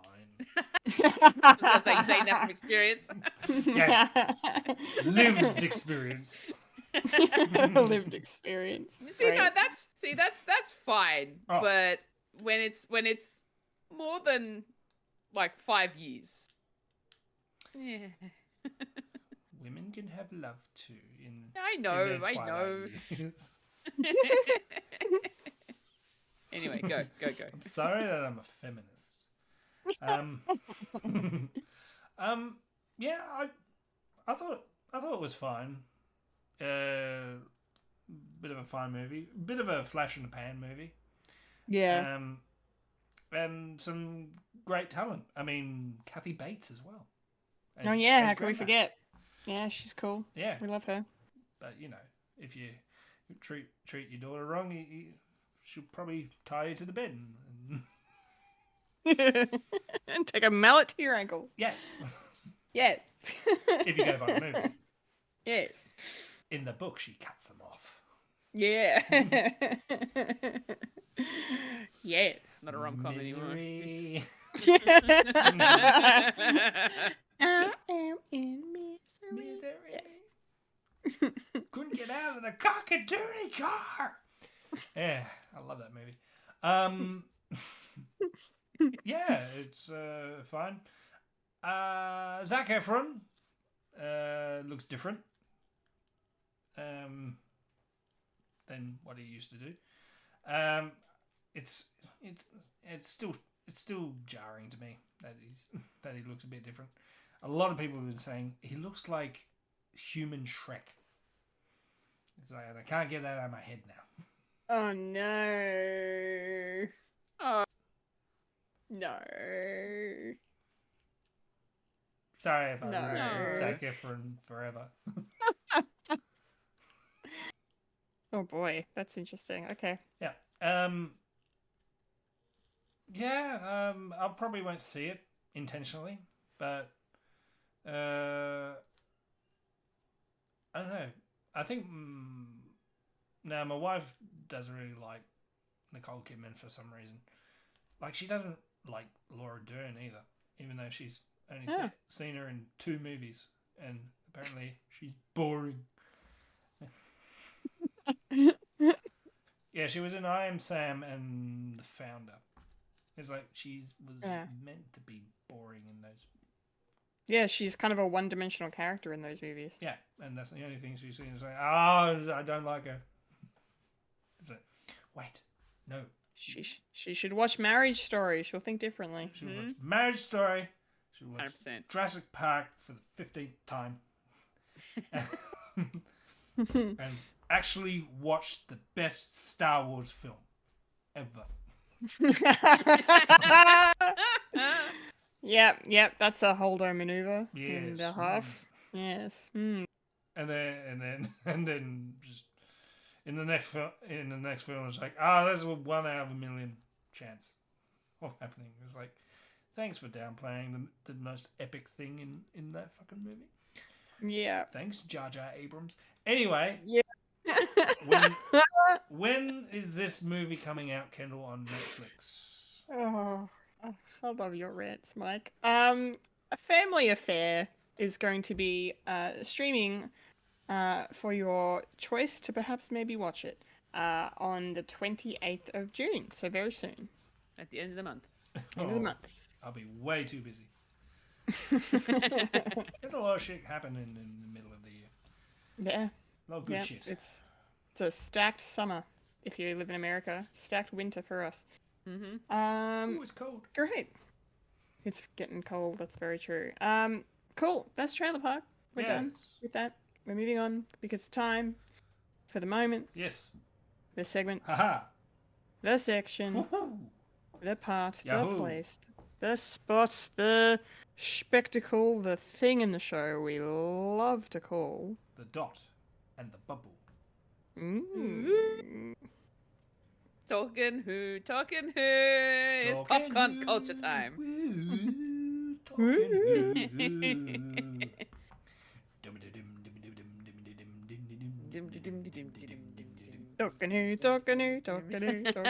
Finally. Bring back the title sequence. Yes. Mm-hmm. Yes. Well, they did that this week, which is good. Yes, it's Talking Who time. It's popcorn culture time. We are here to discuss our thoughts on the latest episode of Doctor Who, the new Who, Series 1, Episode 5, Dot and Bubble. I'm so keen to get in on this one. My overall thoughts, I made the Black Mirror comparison last week ahead of time, and I was right on the money. And I'm okay with that. Yeah, I enjoyed watching this. I thought it was a very good episode. I liked the way it was structured. I liked the writing. I liked the, even though the Doctor wasn't in it as much, more so than last week, obviously. I do kind of like that aspect of him and Ruby being removed from the story, but still in it. That's pretty cool. And yeah, just not really telling us too much about this world, other than what we really need to know. Is also kind of fine. The way the mystery unravels is pretty cool. The obvious social commentary on social media, that's prevalent in this. I thought it was done really well. I liked it a lot. Especially the part about not being able to walk without the bubble on. That really tickled me. I'm like, that's so true, because they put fucking signs up at crosswalks here in Australia that say "look up from your phone" as you cross the road. So that kind of hit close to home, and I liked it. Where I live, the pavement lights up. Yeah. It's red. So So they not made it good. accessible for people using their phones. Yeah. Insane. Yeah, so I kind of really liked this episode as a foreshadowing, if you will, of modern society. I fucking hope I fucking hope not either, not. but More ways than one. more ways than one. Yeah, some people think we're already there, in more ways than Yeah. one. Yes, because this episode ended with in a hell of a way that was just, yeah, nah. I'm looking forward to talking about it. I'll say that.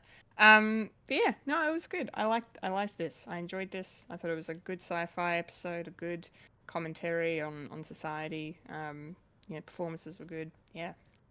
Let's pass it around. Fulia, what did you think overall of Dot and Bubble? Holy crap. I knew from the moment that we saw this whole bubble thing come up at the start of the episode, I was like, "Ooh, this is going to be a heck of a conversation we're going to be having." Yep. I see where this is going already. Yeah, no, it was insane that the whole idea of being surrounded by being in this like social media bubble that's your life essentially. Like the way that you live is social media, and you only work for a couple of hours a day and you're free for the rest of the day. Like what a life that would be. What a freaking life. And it's insane how, like, I still don't understand how you would be working but still in that bubble talking to your friends at the same time. That's not working. Rich all- kids can. Yeah, I know. That was I think it was the whole point of this. It's like the rich get all the things, including not having to work as much. Work and play. Yeah. Not much work, to be honest. Yeah, it's a really interesting topic of conversation that they brought into this episode. And it was definitely very thought-provoking, to say the least. Because, like, by the end of this episode, I was like, oh, this is kind of where we're going at the moment. This is essentially where social media and the use of, handheld devices, that this is what's happening, essentially right now, and it's only getting worse, I think. So it's a really interesting social commentary that they put into this particular episode that really makes you think. Actually look past your screens. There is life outside of your phones, outside of social media. You can meet people in person in the same room. It is doable. She says by talking to a Yep. cam. Yeah. The irony is not lost on me. Yeah, I know. Oh boy. Go out and touch some grass, people. I can't. There's slugs on it. Ah, those freaking monsters, man. Oh my goodness. Like, ew. The next time I Ew. see a slug, that's going to be the first thought that comes to mind. As the kids would say, gives me the ick. The ick. Jeez. Yep. Yeah. Yeah. It was a really interesting episode. It really was. The fact that we didn't have the Doctor and Ruby Sunday as much in more of like a physical sort of sense in the show. That I kind of, I didn't mind that, to be honest. I feel like, Russell T Davies is writing the things that he wants people to see, and this one being very high up there about just hitting home in terms of what reality is at the moment and where it's going, essentially, is very interesting. It's a very interesting thought process. So, yeah, Yeah, no, I actually enjoyed watching this particular episode. It had me glued to the screen, ironically, watching this. And yeah, I was just very absorbed by it all. Mm, Yeah. nice. All right, Resident Whovian, tell us your thoughts, please. What did you think of Dot and Bubble? It was very charming. Um, and it definitely felt like a Doctor Who story, being like the monster of the week and where we are. We sort of get this running commentary of it. It's like it's very easily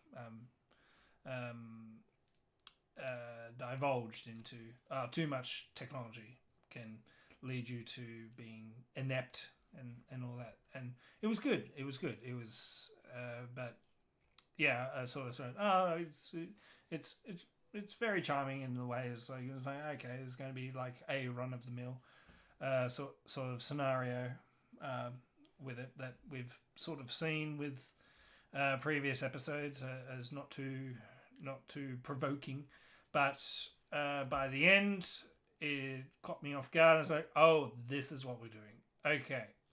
Yep. Thank you. That's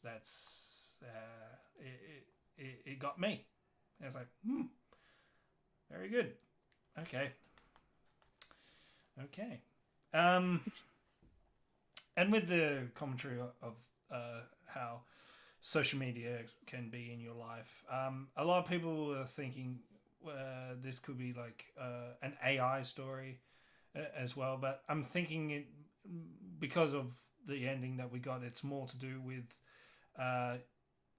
algorithms as well, especially if we're dealing with social media bubbles that you have. You surround yourself with more stuff that you feel comfortable with, so you're actually drawn more to a particular substack of people, and it's very hard to get out of that sort of bubble to actually find out what's really going on, and it can put you down the path of something a bit more sinister and yeah. So I see it more of an allegory for what particular algorithms that you are partaking in.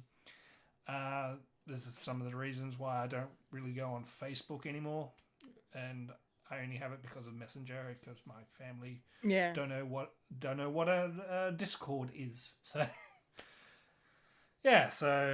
yeah, it made me feel ick, but not because of the slugs. No, this is true. Cool. Well, yeah, I don't know where to begin with this one. I mean, maybe we could just talk a little bit about Lindy and her beginnings in this episode. You know, she seems perfectly harmless at first. You know, when you're getting to know her and getting to know the world, like she's very much inside this world of what did they call it? I've forgotten the name already. Fine time. Dot? Fine time.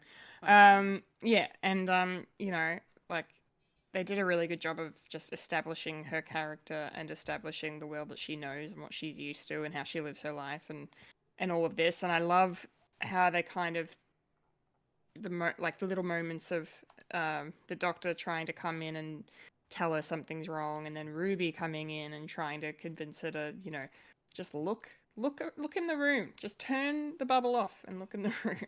You know, we're not asking for the world. But just I liked that sense of dread that was perpetuated in that moment of just take it down, and you know what is she gonna see? So like, yeah, I kind of liked a lot of that stuff. I thought it was really cool, like that whole scene where she does see through the screens and sees that, you know, she's alone in the room. And then, you know, that moment when she takes it down and looks, and we get like these, you know, those close-ups of her eyes just gazing over, and then staring at this slug monster as it devours someone called Bertie Lester. Yeah, poor Bertie, R.I.P. We hardly knew ye. Didn't know you at all. Yeah, didn't know you at all.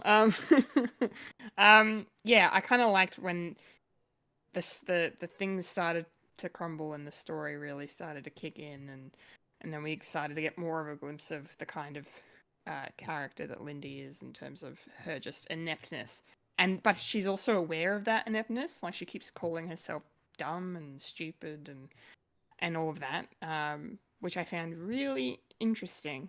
Like, I liked that self-awareness, but at the same time, yeah, I don't know. I feel like she should have been more forgiving on herself. But, as we find out later, she's not a great person, so it's fine.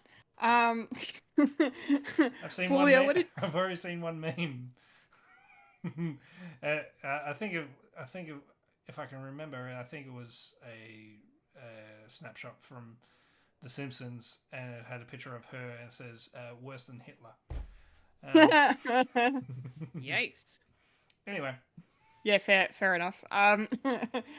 Fulya, what were your first impressions of Lindy and the introduction to what's really going on in the world? Yeah, Lindy, I don't know, like, when the moment she woke up, like, it was all fine, but then the moment that the dot was switched on, I was like, okay, I don't know that I'm gonna like this. Or her, or this world. And I was right. Mm-hmm. I didn't particularly like her, to be honest. It was just, I don't know. It sort of gave me this really weird feeling that the fact that she's surrounded by this bubble and she's constantly talking to friends pretty much 24/7.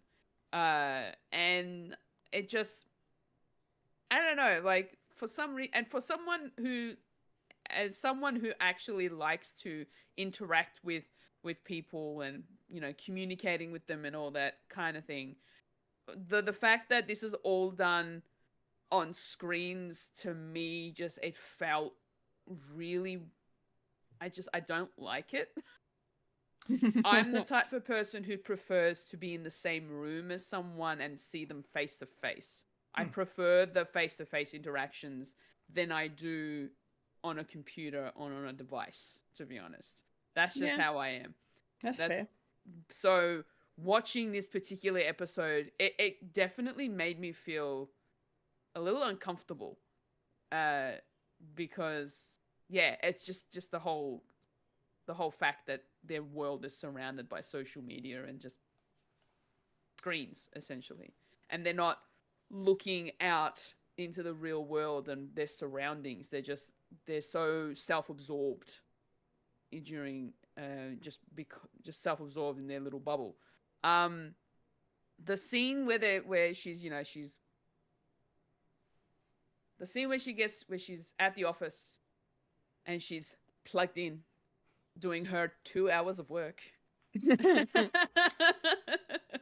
while still maintaining her social interactions. And then we have the doctor come in and, she blocks him because, like, I don't know you, who are you, get out of my face type of scenario. And then Ruby comes in more of the way that, the way that she's interacting with everybody else. Of course, she's trying to do the same thing, try to sort of tap into her sense of social networking kind of thing. It was really interesting that that's what caught her attention. And even though she was still close to just getting rid of her anyway, she still managed to, like, Ruby managed to keep Lindy's attention for a little bit longer than what the doctor did. There's a reason. Which was, yeah. And then, yeah, the fact that they're like just that whole scene of trying to get her to put the bubble, like, to switch off the dot, get her to look around in her actual surroundings, like IRL, and she does, and the dread, and then seeing the slug, and then the legs sticking out, and I'm like, oh no. Oh boy. Yep. And I'm like, oh, she's next. She's so next. Until we find out that she wasn't. But yeah, it was just, I don't know, just overall this like it was an like I said, it was an interesting episode, but the whole social media aspect of it all just really made me feel a little uncomfortable. Too much screen time. I think that's the point. Yes. It's going to be a lot of that. Yeah. Mike, what about you? Your thoughts on Lindy at the beginning here? On and Lindy, Bliss? you said first time we see her, she looks fine, harmless. It's like, well, you know, Aryans usually are. Oh. I'm just gonna sprinkle all these crumbs until the end, and I go bull ball. Yeah, yeah. You can sort of see like where she is. It's like, oh, she's 17 to 27 person, and how they got their whole lives in front of them, and all they have is their life within a computer screen. And yeah, I can sort of see why people who rely on that sort of interaction with other people is sort of, some people find it easier just to interact with people throughout the screen, and physical interaction is a whole lot different, because if we're dealing with that sort of mentality, it is with people with like social cues and sort of, it's what's the word? You're conditioned to believe that this is how we should be, and not necessarily how human beings should be. And that's interaction, like face to face, touching grass, yeah, of course, and also that sort of form of interaction, and having like this big metaphor of you need to get off because things are literally eating you alive is a very interesting sort of metaphor to actually physically have on screen, and this is sort of touching on the ending of how this technology is sort of is reliant on you to interact with itself, but also it's trying to kill you as well. I think the sort of messaging is sort of weirdly mixed. Surely that's why I don't think it's like an AI thing. I think it's more of an algorithm thing, because an AI, if it's programmed to say, oh, just keep me entertained, and it'll keep you entertained until the cows come home. I'm thinking like the people from Wall-E sitting in that chair, like, and all they have is the screens in front.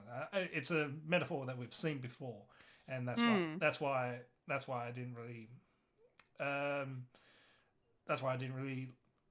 Not that I didn't really like it. It's something that I've seen before. You know, people more reliant on what screens in front of them instead of like real life. And yeah, I got a couple of chuckles of Lindsay not being able to walk without it, and it's like, okay, I can see the sort of meta commentary that we have, and it's fun.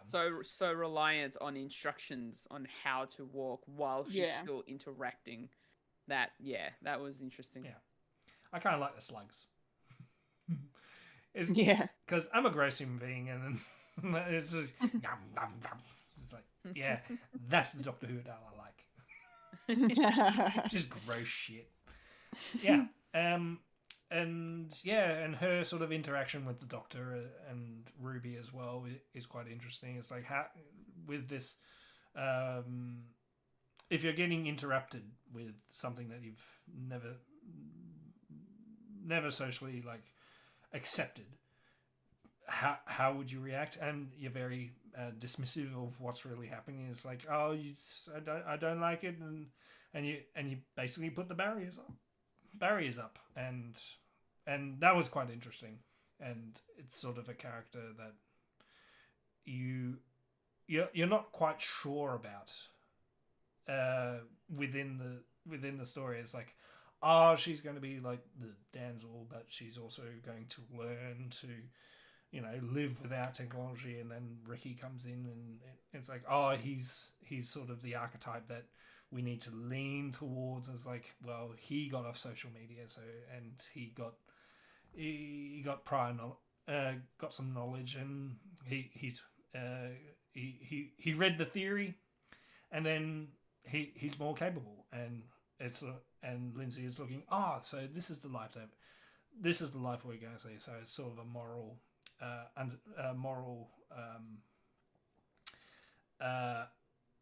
what do you call it? A moral Quandary?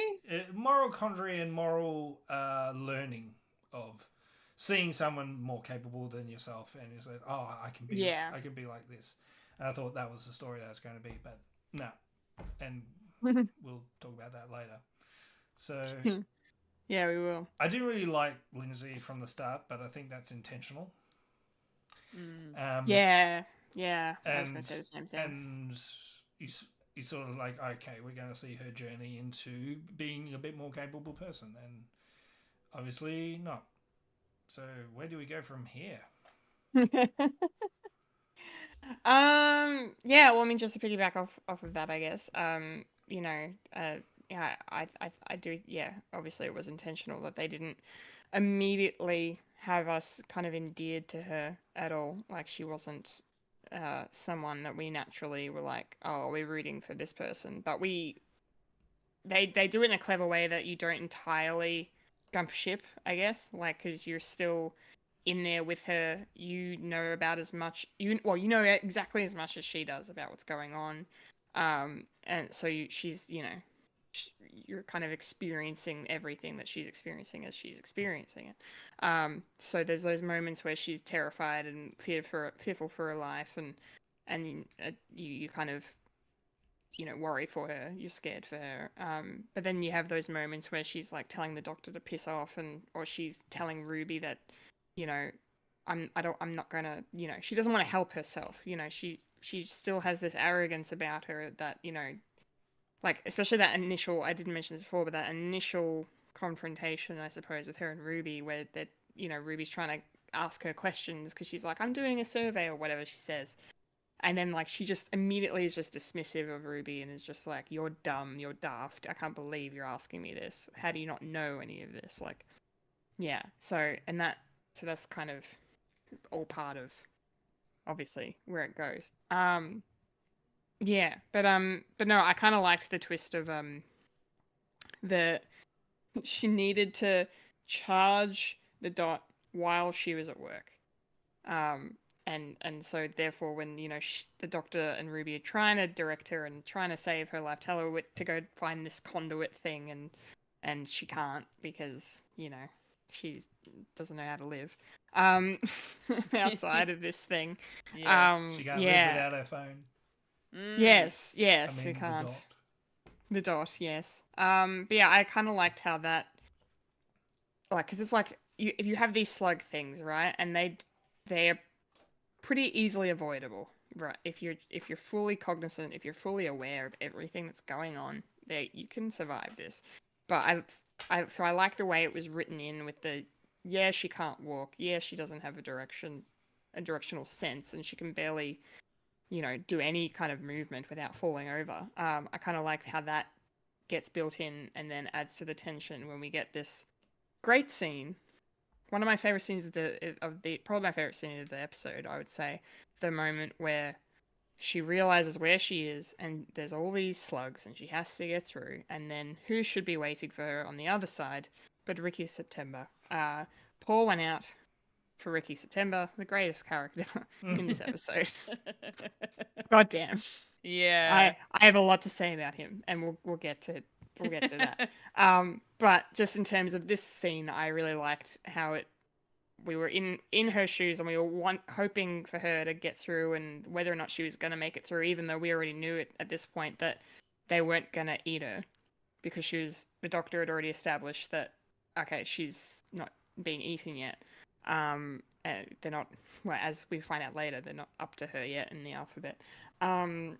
So yeah, but there's still this really nice tension there, which I liked, and the fact that it's Ricky September, this guy who's like super famous, and you know, he's an influencer, like everyone follows him, but then he just turns out to be the best dude ever. And I liked this moment where she hugs him, and then is like, that was my first hug, and then they have this like adorable exchange about consent and just how groundbreaking that is. And like, I love those kind of world building moments of like, this is their society, and this is how they've functioned, and this is what they know. And it's like you were saying, Fulya, like, you know, with the whole personal contact, like, you know, being in the same room as a person is so much better than being through screens, and having that experience. And so someone like Lindy would never have hugged anyone. So you immediately buy it, and the actress sells it perfectly. And that was the first moment in this episode, I think, that I was like, oh, she's coming around. Okay. That was really sweet. That was really sweet. And now she's like, you know, hanging out with her boy band crush, essentially. It's like, yeah, it was just really sweet. I liked it. But I have more thoughts on Ricky September, but I'll save them for next. Fulya, what did you think of this sequence with the two of them? Yeah, it was definitely a really nice, I think probably one of the only nicer scenes in the episode. I did like the fact that he was the one that was able to step away from the bubble. Yeah. And was able to put social media down to do things. I loved that. I thought that was great. Like, I get up in the morning and I film my videos and I put them out, and then I switch off. And I'm like, that's fucking great. Yes. Yeah. It's kind of what everybody needs to do, to be honest. It's like, if you're going to just use it a little bit and then put it away. That's it. That's all you need. That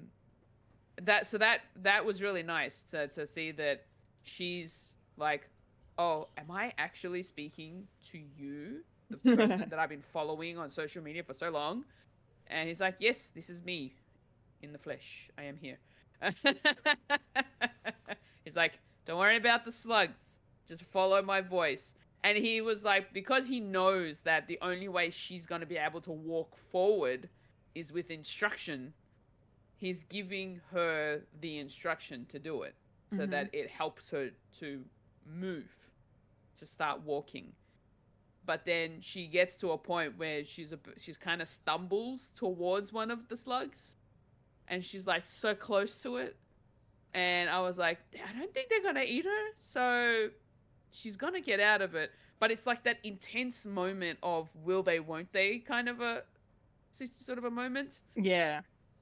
But then, you know, then you hear Ricky saying like, don't worry about it, just turn around and then walk forward towards me. Just follow my voice and all that sort of stuff. And it was, yeah, that whole thing. And then by the time she gets to him, and then they're holding hands, and she's all getting giddy because, oh my gosh, celebrity crush, blah, blah, blah.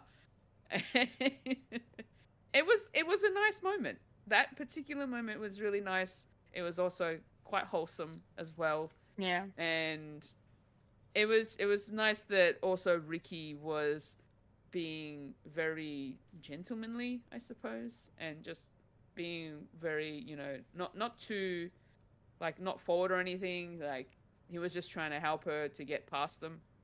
Yeah. Doing the right thing. Yeah, essentially. And then, yeah, it was really, like, it was a really nice, wholesome moment, I think. Yeah. Yeah. Yeah, wholesome is a good word for it. Mike, what did you think of it? Well, my first initial thought of Ricky was wrong. I thought he was being the nice guy. I thought, you know, why are you out of your bubble? Who is this guy? Immediate distrust. Yes, because man, for one, and yeah, no technology. It was like, what? You just you just dance to Itsy Bitsy Teeny Weeny Yellow Polka Dot Bikini, and that's it. Yeah, and obviously I was wrong. So, and it's also Doctor Who, because I have an instant distrust of a nice guy. That's fair. Yeah, and probably what sort of changed it for me was when he looked at the homeworld pictures, and I said, "Oh, okay." And then he knew he had to lie to her to tell her, "No, everything's fine," because you're still in danger and you need to get out of there. So, and it's sort of like rip the band-aid off later. So, props for that, for saying, "Oh, okay, he's probably not what he seems." Maybe because he had the look on his face of "oh shit" instead of "ha ha, I did this, ha ha." No, or maybe I don't know. Yeah, what was Ricky? It also goes to like the overarching story of Ricky is do you want to be a person that watches everything when it comes to like social media, or do you want to be creative? Because when you're a creative, you don't really have time to do anything else, really. So, like, you can be a creative and watch things, but you don't have time to do the creative stuff or do other stuff. So it's sort of like that weird balance that you have. It's like, oh, did you watch this thing? It's like, no, I was too busy I was doing a painting. It's like, oh, can I see the painting? Sure. There you go. It's like, oh, you're really creative. Thank you. Subscribe to my Patreon or whatever. Yeah, so I kind of like that bit and how artists usually gets fucked over by the end. And I'll just leave it at that. Well, I won't leave it at that because I want to talk about the fucking rug pull.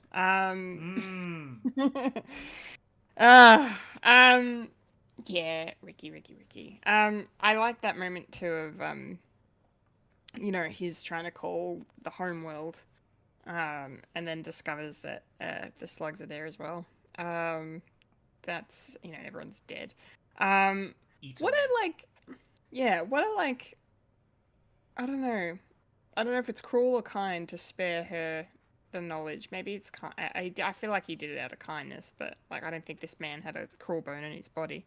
But yeah, but interesting choice, a brave choice, I suppose, not to tell Lindy that her parents are dead, and everyone she knew back on this homeworld is dead, and they're all being eaten by slugs. But yeah, I don't know. That was a nice, interesting little moment. But yeah, of course, the main crux of this story kind of comes together when, they're downstairs and they finally reach the door that's going to see them through to get to the river so they can get out of here. And yeah, and then we get a little bit of a pickle when the twist of the episode is, oh, actually, the dots are evil. And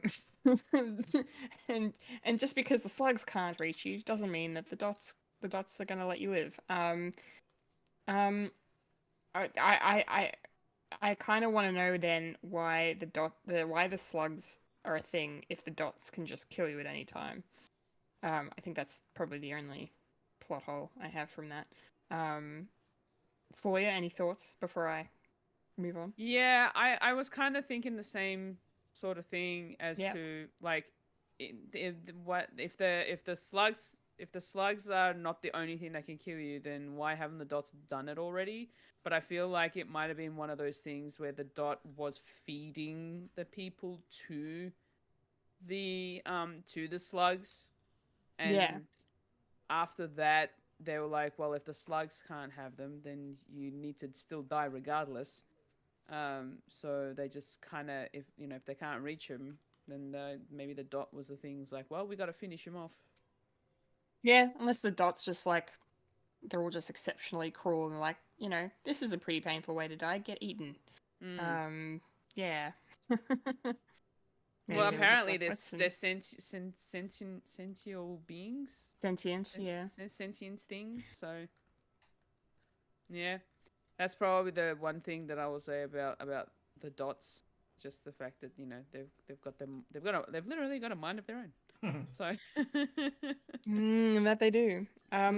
Mike, did you bump up against that as well, or I no? did, and this is this thing that it's probably a big negative for me for this episode. Is it didn't really make sense if the dot is there to be a not necessarily a metaphor, but it's their thing is to be a conduit to these people, and how and don't want to do it anymore because they don't like the people. And so, oh, okay, these slugs are more viable to stay alive than you. So we'll make sure these will eat you, and then the dots become something else. That's the thing. I didn't really see an end game to the reason why they want to eat them. I mean, the cynical part of me is like, oh, these bad people. Let's talk about the ending when we talk about the ending. But essentially, these bad people that pride themselves on being like the 1%, and the only people that need to survive are these particular type of people. You know, make an ethno state of these people and these rich kids, and it's like, you know, it basically the movie Don't Look Up. These are the elect people that escape Earth to colonize some other place because, you know, they're perfect, and so I don't know, maybe the technology is sort of getting back at them. Are they preset to do this? I don't know. It would be interesting if there's sort of a part 2 to this, or there's a reason why they're doing this, because it wasn't really clear in this episode. But if not, then whoops, this is a negative, and it doesn't really make sense. Plot holes. And I guess the only explanation is probably a headcanon that that the dots want the supreme race to be slug people because they're better than races. Yeah. Yeah, maybe. In that sort of weird way. And I don't know. Yeah, and also the thing of, why would you do this alphabetically? It's sort of a weird take as well. It's like, wouldn't you do this like already? Because they're not really paying attention. They're literally in their bubble. So Yeah. So sort of a weird sort of a weird thing to do. But I didn't dislike the alphabetical thing as much as you, though. I think I didn't really like it. I just didn't really make sense to me. Yeah. I mean, it's kind of neither here nor there for me, but I don't know, just as something different, I guess. As like because like they keep going on about what's the reason why Lindy keeps getting ignored by the slugs. So I kind of liked it as an explanation. But it's not, on the whole, I suppose, in hindsight, it's not amazing by any means. Really. But anyway. Net worth. That could have been good. Yeah, net worth, that'd have been funny.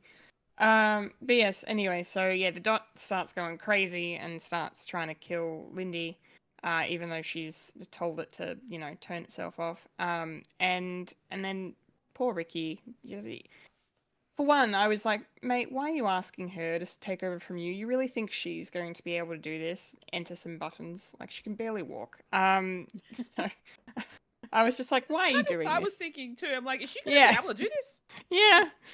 But lo and behold, she can, and she does. They switch positions. He tries and takes out the dot, and unsuccessfully, but it looks like he's winning for a bit.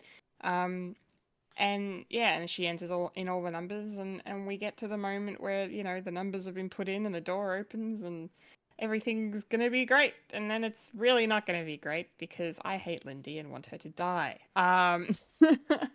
It's just immediately.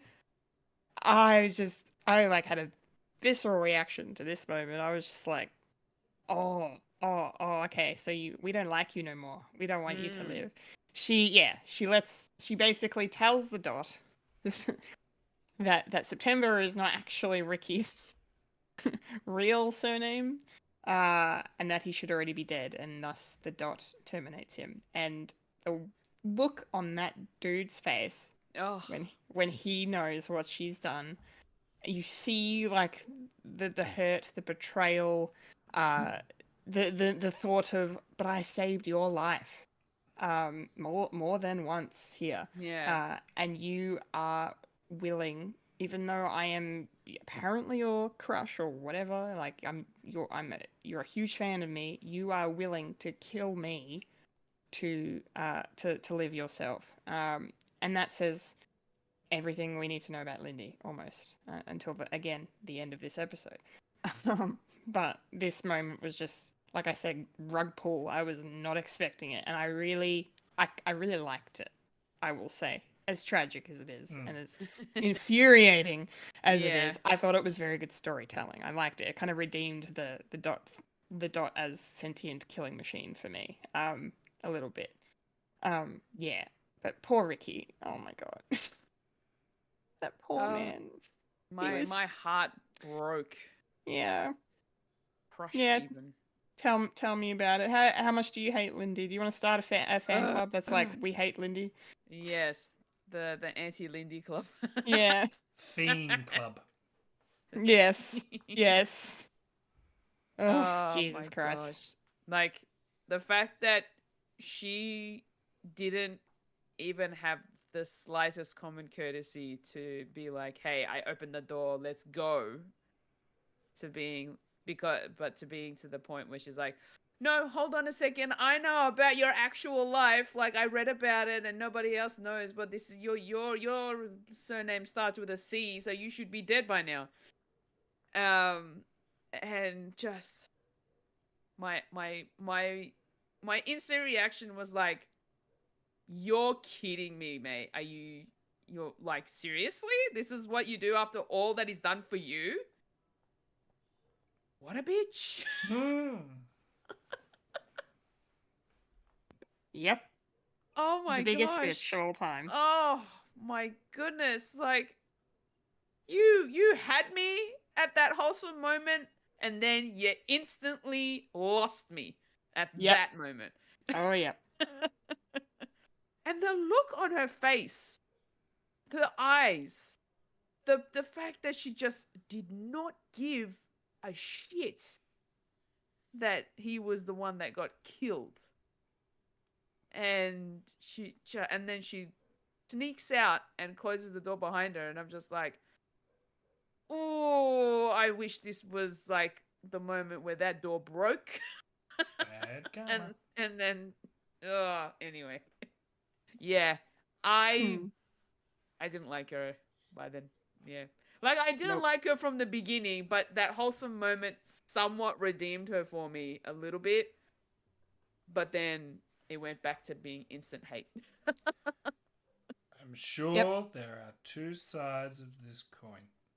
I don't know, especially after the moment we get into the actual point where we're past the door. Yeah. And she lied. Yeah. Lindy, you could have been wonderful, and instead you're a cunt. This is allowed? Mike, what are your thoughts on this kind of a twist moment with her character? Not to let a chance go by, but yes, she is one, but I can't say it because optics. I'm male, can't say that to a female. It's unjust. I'm not a Lindsay. No. Anyway, a bigot. I mean, yeah. This took me for a loop, and I thought, oh, we are doing this now. Okay, this episode is a lot more interesting than I took credit for. I thought it was just going to be just Yep. young, good-looking people getting eaten. I thought that's going to be the thing for this week, but no, we're dealing with more issues. Yes, complete rug pull to say, okay, I'm not quite sure about this character, to now downright loathe this character, and there's no redeeming her from whatsoever from this point on. It's like, what is going to happen now? And I sort of had an inkling. It's like, this is going to be a very interesting ending if they do find out what happened to Ricky or not, and it's just going to be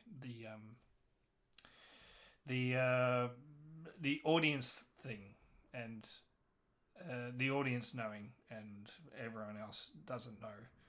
And it's like, oh, she like escapes with the doctor, and it's like, yeah. It's like she's evil. Yeah. Poor Ricky. Yeah, hats off to Ricky. And yeah. And I will say this with Ricky, if a bit became a bit naive, a little bit, like when you decide to go on a journey of self-discovery and knowledge and all that, you can find yourself like expecting like the goodness in people, and sometimes you need to be a bit more street smarts as well. So maybe that's sort of an interesting dynamic. Is like, if you're looking for the goodness in people, you end up not seeing the bad stuff, and that sort of happened here as well. Like, there's certain certain lines that Lindsay said throughout the entire episode. If you do watch back, it's like, I can sort of see why they actually phrased it that way, is to give a little notice for what happens at the end. Like picking up cues as well. So unfortunately, Ricky got a dot through the head. Yeah. Yeah. Bit Poor graphic, Ricky. really. Yeah, quite. There was blood and everything. Okay, let's talk about the ending then. Yeah, because we're here. Lindy goes through the door, and she works her way through and comes upon, the survivors, the remainder of her well-to-do friends, and and then she also sees the doctor and Ruby, but she doesn't really go towards them straight away. She kind of ignores them a little bit, which I found really interesting at first, because things didn't click for me until the very end of this. Yeah, and then she goes through, and she's reunited with her friends, and everything's all happy and whatever. We want her to die, and we're like, oh, how's this going to end for her? Because she's not going to be saved. There's no way the doctor is going to save this character. Yes, correct. In terms of just telling the story. And yeah, and then the doctor and Ruby come over and try to convince her to that they can all go with them in the TARDIS. Like, the TARDIS is bigger on the inside. It can fit all of them quite easily. They can get away. Like, if you go out there, you're gonna die. And yeah, and Lindy and her friends, her clan, if you will, just decide to be the worst possible versions of themselves, and yeah, and basically just it hits you if it hadn't hit you already, it hits you then. When it just, oh, they're racist. Okay, they don't like the doctor because he's black. Because everyone in this world is white. And yeah, it took me until this point to really kind of, for that all to come together. It's like you said, Mike, like they're kind of, if you in hindsight, you think about everything that they kind of feed you in this, these little moments, these bits of dialogue, the way she reacts to the doctor, like, you know, Ooh, she block. talk, yeah, the blocking, exactly, you know, and the like I hate you and all this stuff, and like, and then like because like the first thing is like that line where she says, like, you know, through a screen, yeah, maybe, but in person, oh no, we can't. It's not possible. We can't interact. It was just, it was an insane moment, and like, because it just like at first I was like, oh, okay, so they would rather go out and, you know, make their own life instead of, you know, actually being saved. You know, they don't want the doctor's help or whatever, and then it hits you that it's like, oh, okay, no, they don't want to be saved by him specifically.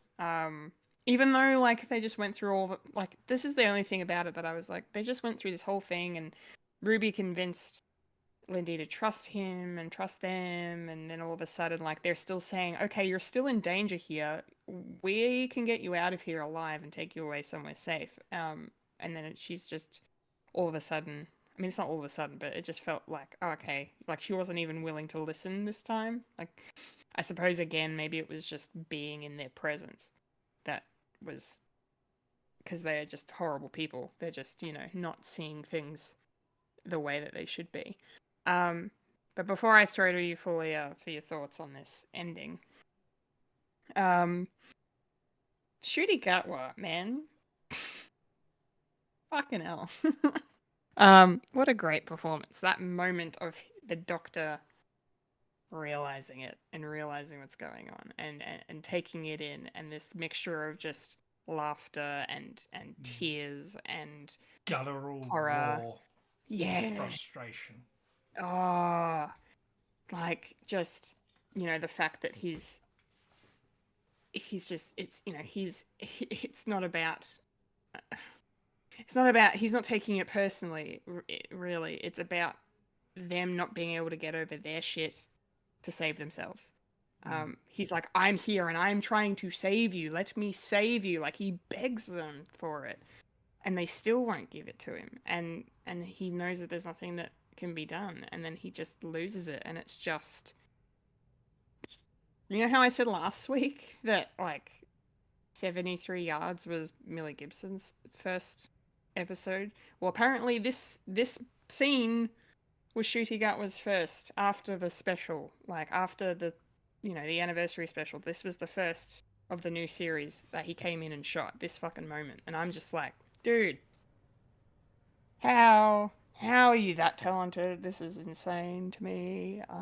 Reason why he's hired. Yeah, they fucking nailed it. He just continues to impress me week after week. He's so good. Like, I really like him a lot. Yeah. But anyway, yeah, and then Lindy and her friends go out to die, and there was much rejoicing. That we know of. Yeah, that we know of. Fulya, please tell us your thoughts on this kind of devastating ending in a way. Yeah, look, for me it took me a little bit to understand what was happening, and to why all of a sudden that Lindy turned around and was like, no, I don't want your help. I'm gonna do my own thing. But then she made it sort of personal towards the doctor. At first, I thought it had something to do with the fact that he might have been an alien and she figured it out. But then I realized, no, hold on, that can't be it. And then it clicked, and I'm like, oh, she's being a bitch and then some.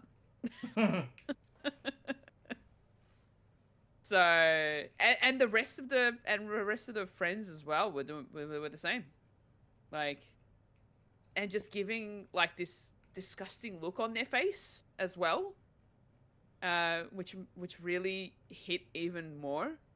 And I'm like, are you serious right now? Really? You would rather go out there and try to survive and not succeed than to be whisked away to another planet where it's going to be a lot more safe for you. Because, yeah, and it really, I don't know. I was a little speechless at that point because of what happened, and I'm like, who the hell cares what he looks like? He's there to save your life. Be grateful that he got you this far, you know? But, I don't know, it's just, yeah. Yeah. Yeah. I mean, that speechlessness kind of sums it all up, doesn't it? Yeah, pretty much. Yeah. It's terrible, but it's good when, you know, we like these moments of when fiction holds a mirror to us, you know, like to the way people act and continue to act today. You know, it's just essentially. Yeah, it makes it even more heartbreaking, but it's very important. So and yeah, just to sort of harp on the fact that just shooting up one man, well done. Yeah, really, really great performance. Absolutely, just that raw emotion that came through after the fact, and just the tears coming down his face, and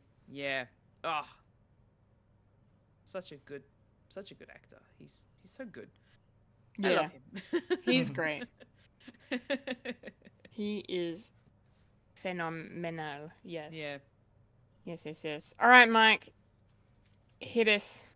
Tell us how you're feeling. How did this ending hit you? It hit me pretty hard. I know we sort of joked that we don't do political stuff, but this is definitely a political sort of scenario. Yeah. And this is one of the reasons why I think it's more of an algorithm sort of thing when it comes to social media.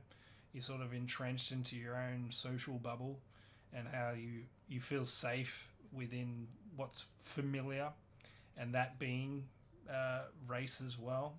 Like, and you can sort of see in doing a rewatch, it's like, yes, everyone that Lindsay knows is all blonde hair, blue eyes, and you know, and everything that isn't. There's nothing in between, and it sort of makes sense where she sort of like blocks the Doctor like without a moment's notice, and this is why people who are ignorant are. They do it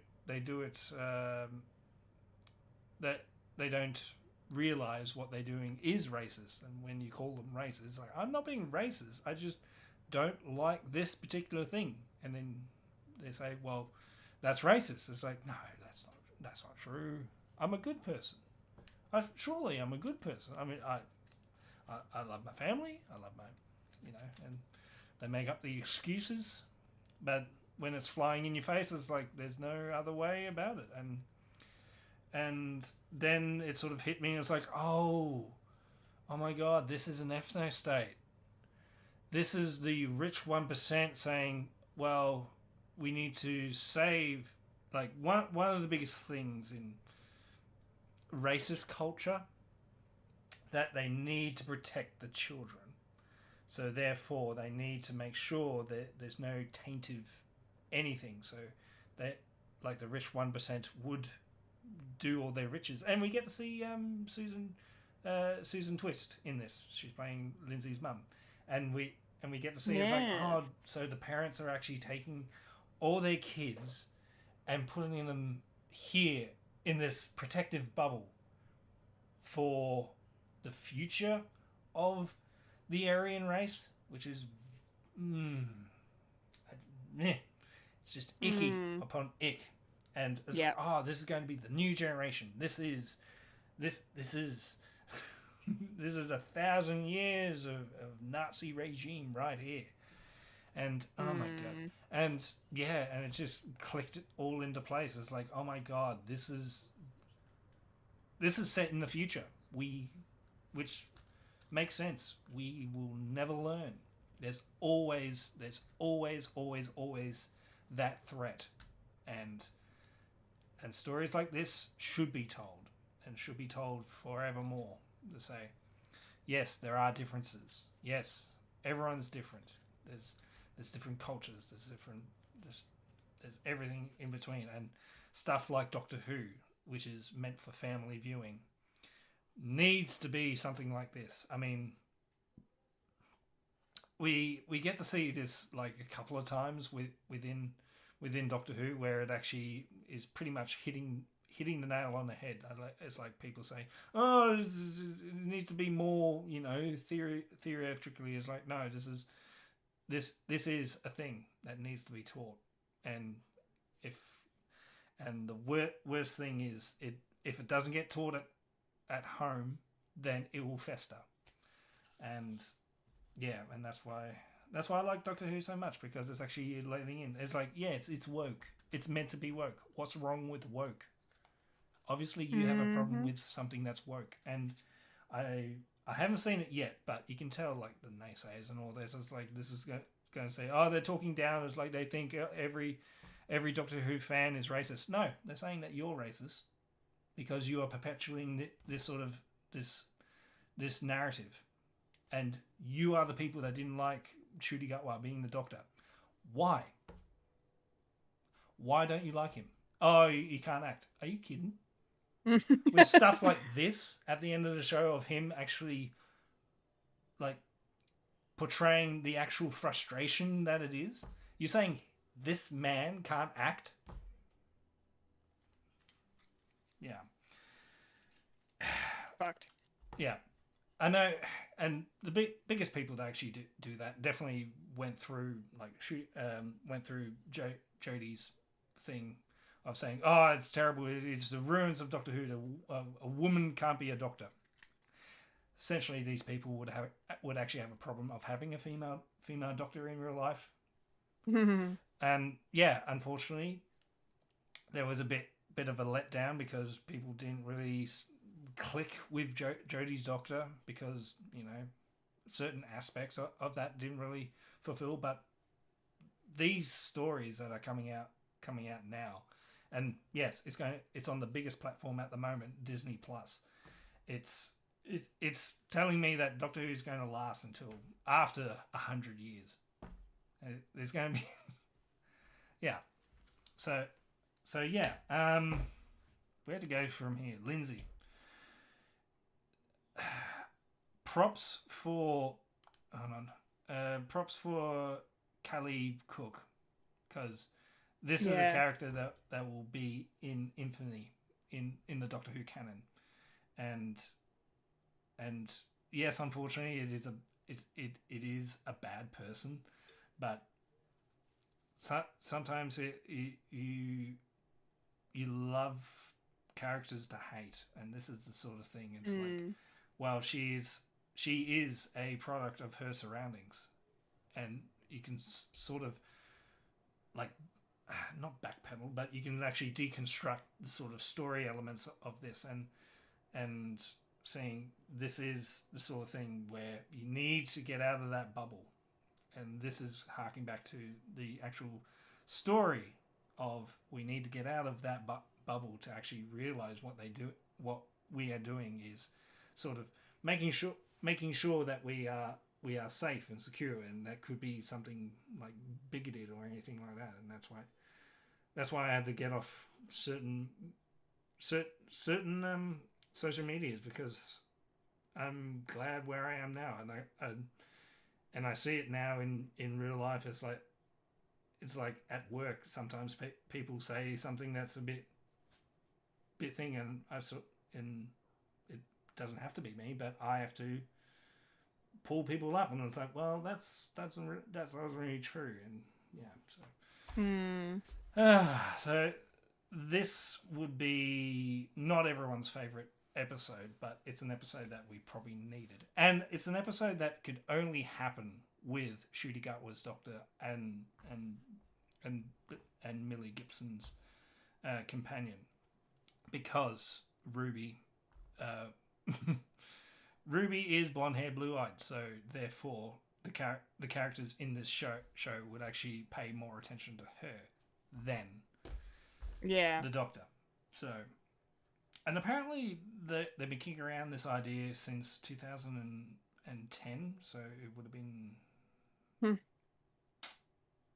been Matt Smith's idea, but obviously it wouldn't have the ending, but it would have the commentary of needing to get out of this bubble.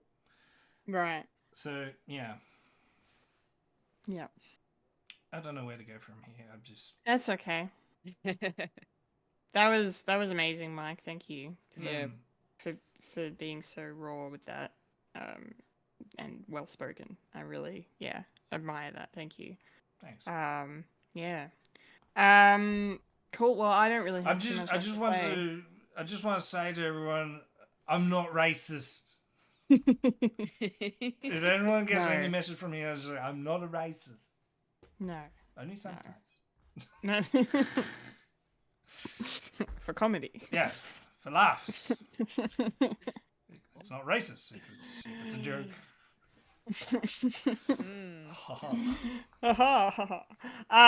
God, no.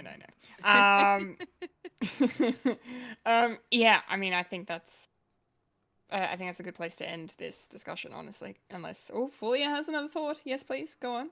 I just wanted to sort of give my overall thoughts about the aesthetics of the costuming and just the how it's like very pastel sort of colors that all these people were wearing, and then their backgrounds in the little social media bubble that they were in. It was really interesting that's like just in terms of the aesthetics of this episode. They're all living in a very sort of like a bright, all about the lights, very pastel sort of colors, and it just looks really pretty and clean. And then the fact that they're the toothbrush that isn't a toothbrush, like seriously, you're just sort of just hovering over with an ultra blue lights, and that's not how you clean your freaking teeth. Who says that? Because apparently they don't piss. Well, apparently they do, because the algorithm says they do. So. Oh, you don't have to pee again. Well done. Yeah, it just it's just the whole aesthetic of it all before they're, without having to look outside of the bubble. It's just all very pastel and sort of clean and minimalist, essentially, until they drop the dot. It was really it was a really interesting sort of a look. I kind of like that. Yeah. Yeah, no, it's great. Yeah, I like that too. Like it adds to the I can't think of the right word right now because I'm really tired, but the whole thing of this like false sense of security, like as you're going into it, like you're seeing all these bright colors, these pastels, as you said, and like the way it's all very upbeat, and like there's even a slogan I think on the wall in Lindy's bathroom that's something about like kindness every day or some shit. There's all these like signs of like things are so happy and hunky-dory and everything is swell, and I like that kind of how that's subverted by everything we then see following on from that. So using that kind of aesthetic is really cool. It also had a bit of a like a 70s vibe, like a 60s 70s vibe, without it being an actual, like it's very sort of a modern take on it. Yeah, sort of a contemporary twist on a vintage sort of look. Yeah, I kind of like that, especially with like their hairstyles and stuff. So that was actually really interesting too. Yeah, especially with Lindy and her like the headband she had, the bangs. Yes, her outfit. Yeah, for sure. Yeah, nice. Cool. Any final thoughts before we wrap up? That's it. That's it? Any theories on Susan Twist? Any theories on Susan Twist? Well, the Doctor now has acknowledged her existence. Mhm. I've seen you before. We know you, and they actually called her out as being at the places that they've seen her from. So I still have no theories. I But think she's going to be the I'm big bad by the end of it. I don't think so. She's definitely gonna she's obviously gonna tie into the plot somehow. But at this point, I think that's a given. But as for how, I honestly don't know, which feels very lame of me not to have a theory. But I don't know. I don't think she's a villain. I don't think so. I don't know. That's all I've got, really. I don't know. Fulya, do you have any theories on Susan Twist? Well, my theory was that she's going to be the big bad, but she could also be the message at the end of the season where she's there. She's been trying to give them messages along the way or whatever, or maybe she's the person that they're supposed to save by the end of it. Who knows? She's Bad Wolf. Bad Wolf. I don't know. I feel like it's too obvious, but there's also like the thought of her being Ruby's real mum, maybe. That could also be a thing. Or like connected it to that story in some sense, I guess. Yeah. I don't know. That's about all I've got. Mike, do you have any theories? Keeping tabs on Ruby, maybe. But then again, she was in that episode of Wild Blue Yonder, and they didn't have Ruby. So yeah. I'm still thinking it's something to do with Mavity. The Maiden of Mavity. Yeah. Because she was there from the beginning. Of that misremembering word. Yes. And then she's it'll get all snapped back and be recalled Gravity. Yeah, so next week it's called The Rogue, and written by Kate Herron and Bunny Redman. So nice. It's a period piece. Yes. And it's got Jonathan Groff, who hell yeah, who's a singer. Very Bridgerton. Very Bridgerton. I have never seen an episode of Bridgerton. Apparently, neither have I. No. Apparently, it's got a lot of sex. We're all gonna love this. Yes. Yeah, it's the modern day Sex in the City, but want to say Victorian times? No, Georgian times. I was gonna say that's not modern. No, as in Bridgerton is the modern. The TV show, not the. Yep. Yes. Yep. Because Sex and the City is no longer on TV. Yes. Yeah. Anyway. I'm looking forward to next week, as I think we all are. So. Yes. I got a cast list here. Do you want to know what Susan Twist is doing? Sure. No. No, let's keep it surprise. Okay, all right. We'll keep it. We'll keep it. Surprise. Keep it secret. Keep it safe. Keep it secret. Yes. Keep it safe. Is there another show that's starting up this week? Star Wars Acolyte. The Acolyte is it this week? Yeah. Holy shit. The 5th or the 6th? Oh shit balls. Holy shit. Tuesday? Is it Tuesday? Oh my god. I'm just IMDbing. June 4. 4. Yeah, it's Tuesday. Shit. Okay, so we're going to be talking about some Star Wars next week, guys. Let's get hyped. Yes. Woo. Star Wars and Doctor Who. This is going to be great. Or we can wait.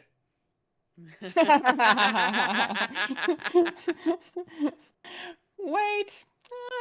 Finish off Doctor Who, and then when the Acolytes all finish, we can just say a massive chunk. Okay. All right. Well, maybe we'll do that. Maybe we'll do that. No. Well, I don't know. Aren't they dropping a double episode to start off with? I believe so. Yes. Yeah. So I don't know where that would fit. Shit. Busy well, time. we'll discuss. We'll work it out. We'll we leave it. shall discuss, yes. We'll leave it as a little surprise for our viewers and listeners. Yes, if we end up talking about it on the show in great detail, or leave it in the weekly watchings. Who knows? Yep. Cool. Well, we will be discussing it at least anyway in some form. So stay tuned till next week, guys.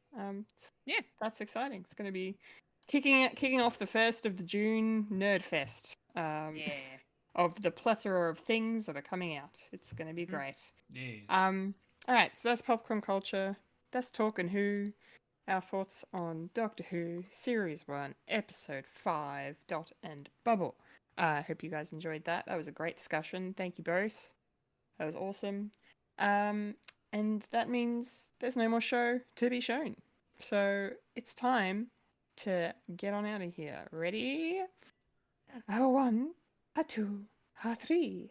And that was a podcast called Fred.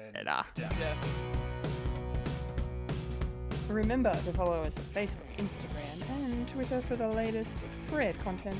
If you'd like to listen to Fred the Alien, you can find us on SoundCloud, Spotify, or Apple Podcasts. Like to watch Fred the Alien, you can head over to youtube.com/Fred the Alien Productions. And if you're watching us right now, make sure to like the video, subscribe to the channel, hit the bell icon to be notified of future content. And if you're watching us live over on Twitch, just make sure to hit that follow button before you head out. Twitch.tv/Fred the Alien Twitch. Yes, thank you. I've been a Kendall Richardson. I've been a Fulya and And I've been the ex-Aryan himself, Michael Lister. And you just experienced a podcast called Fred.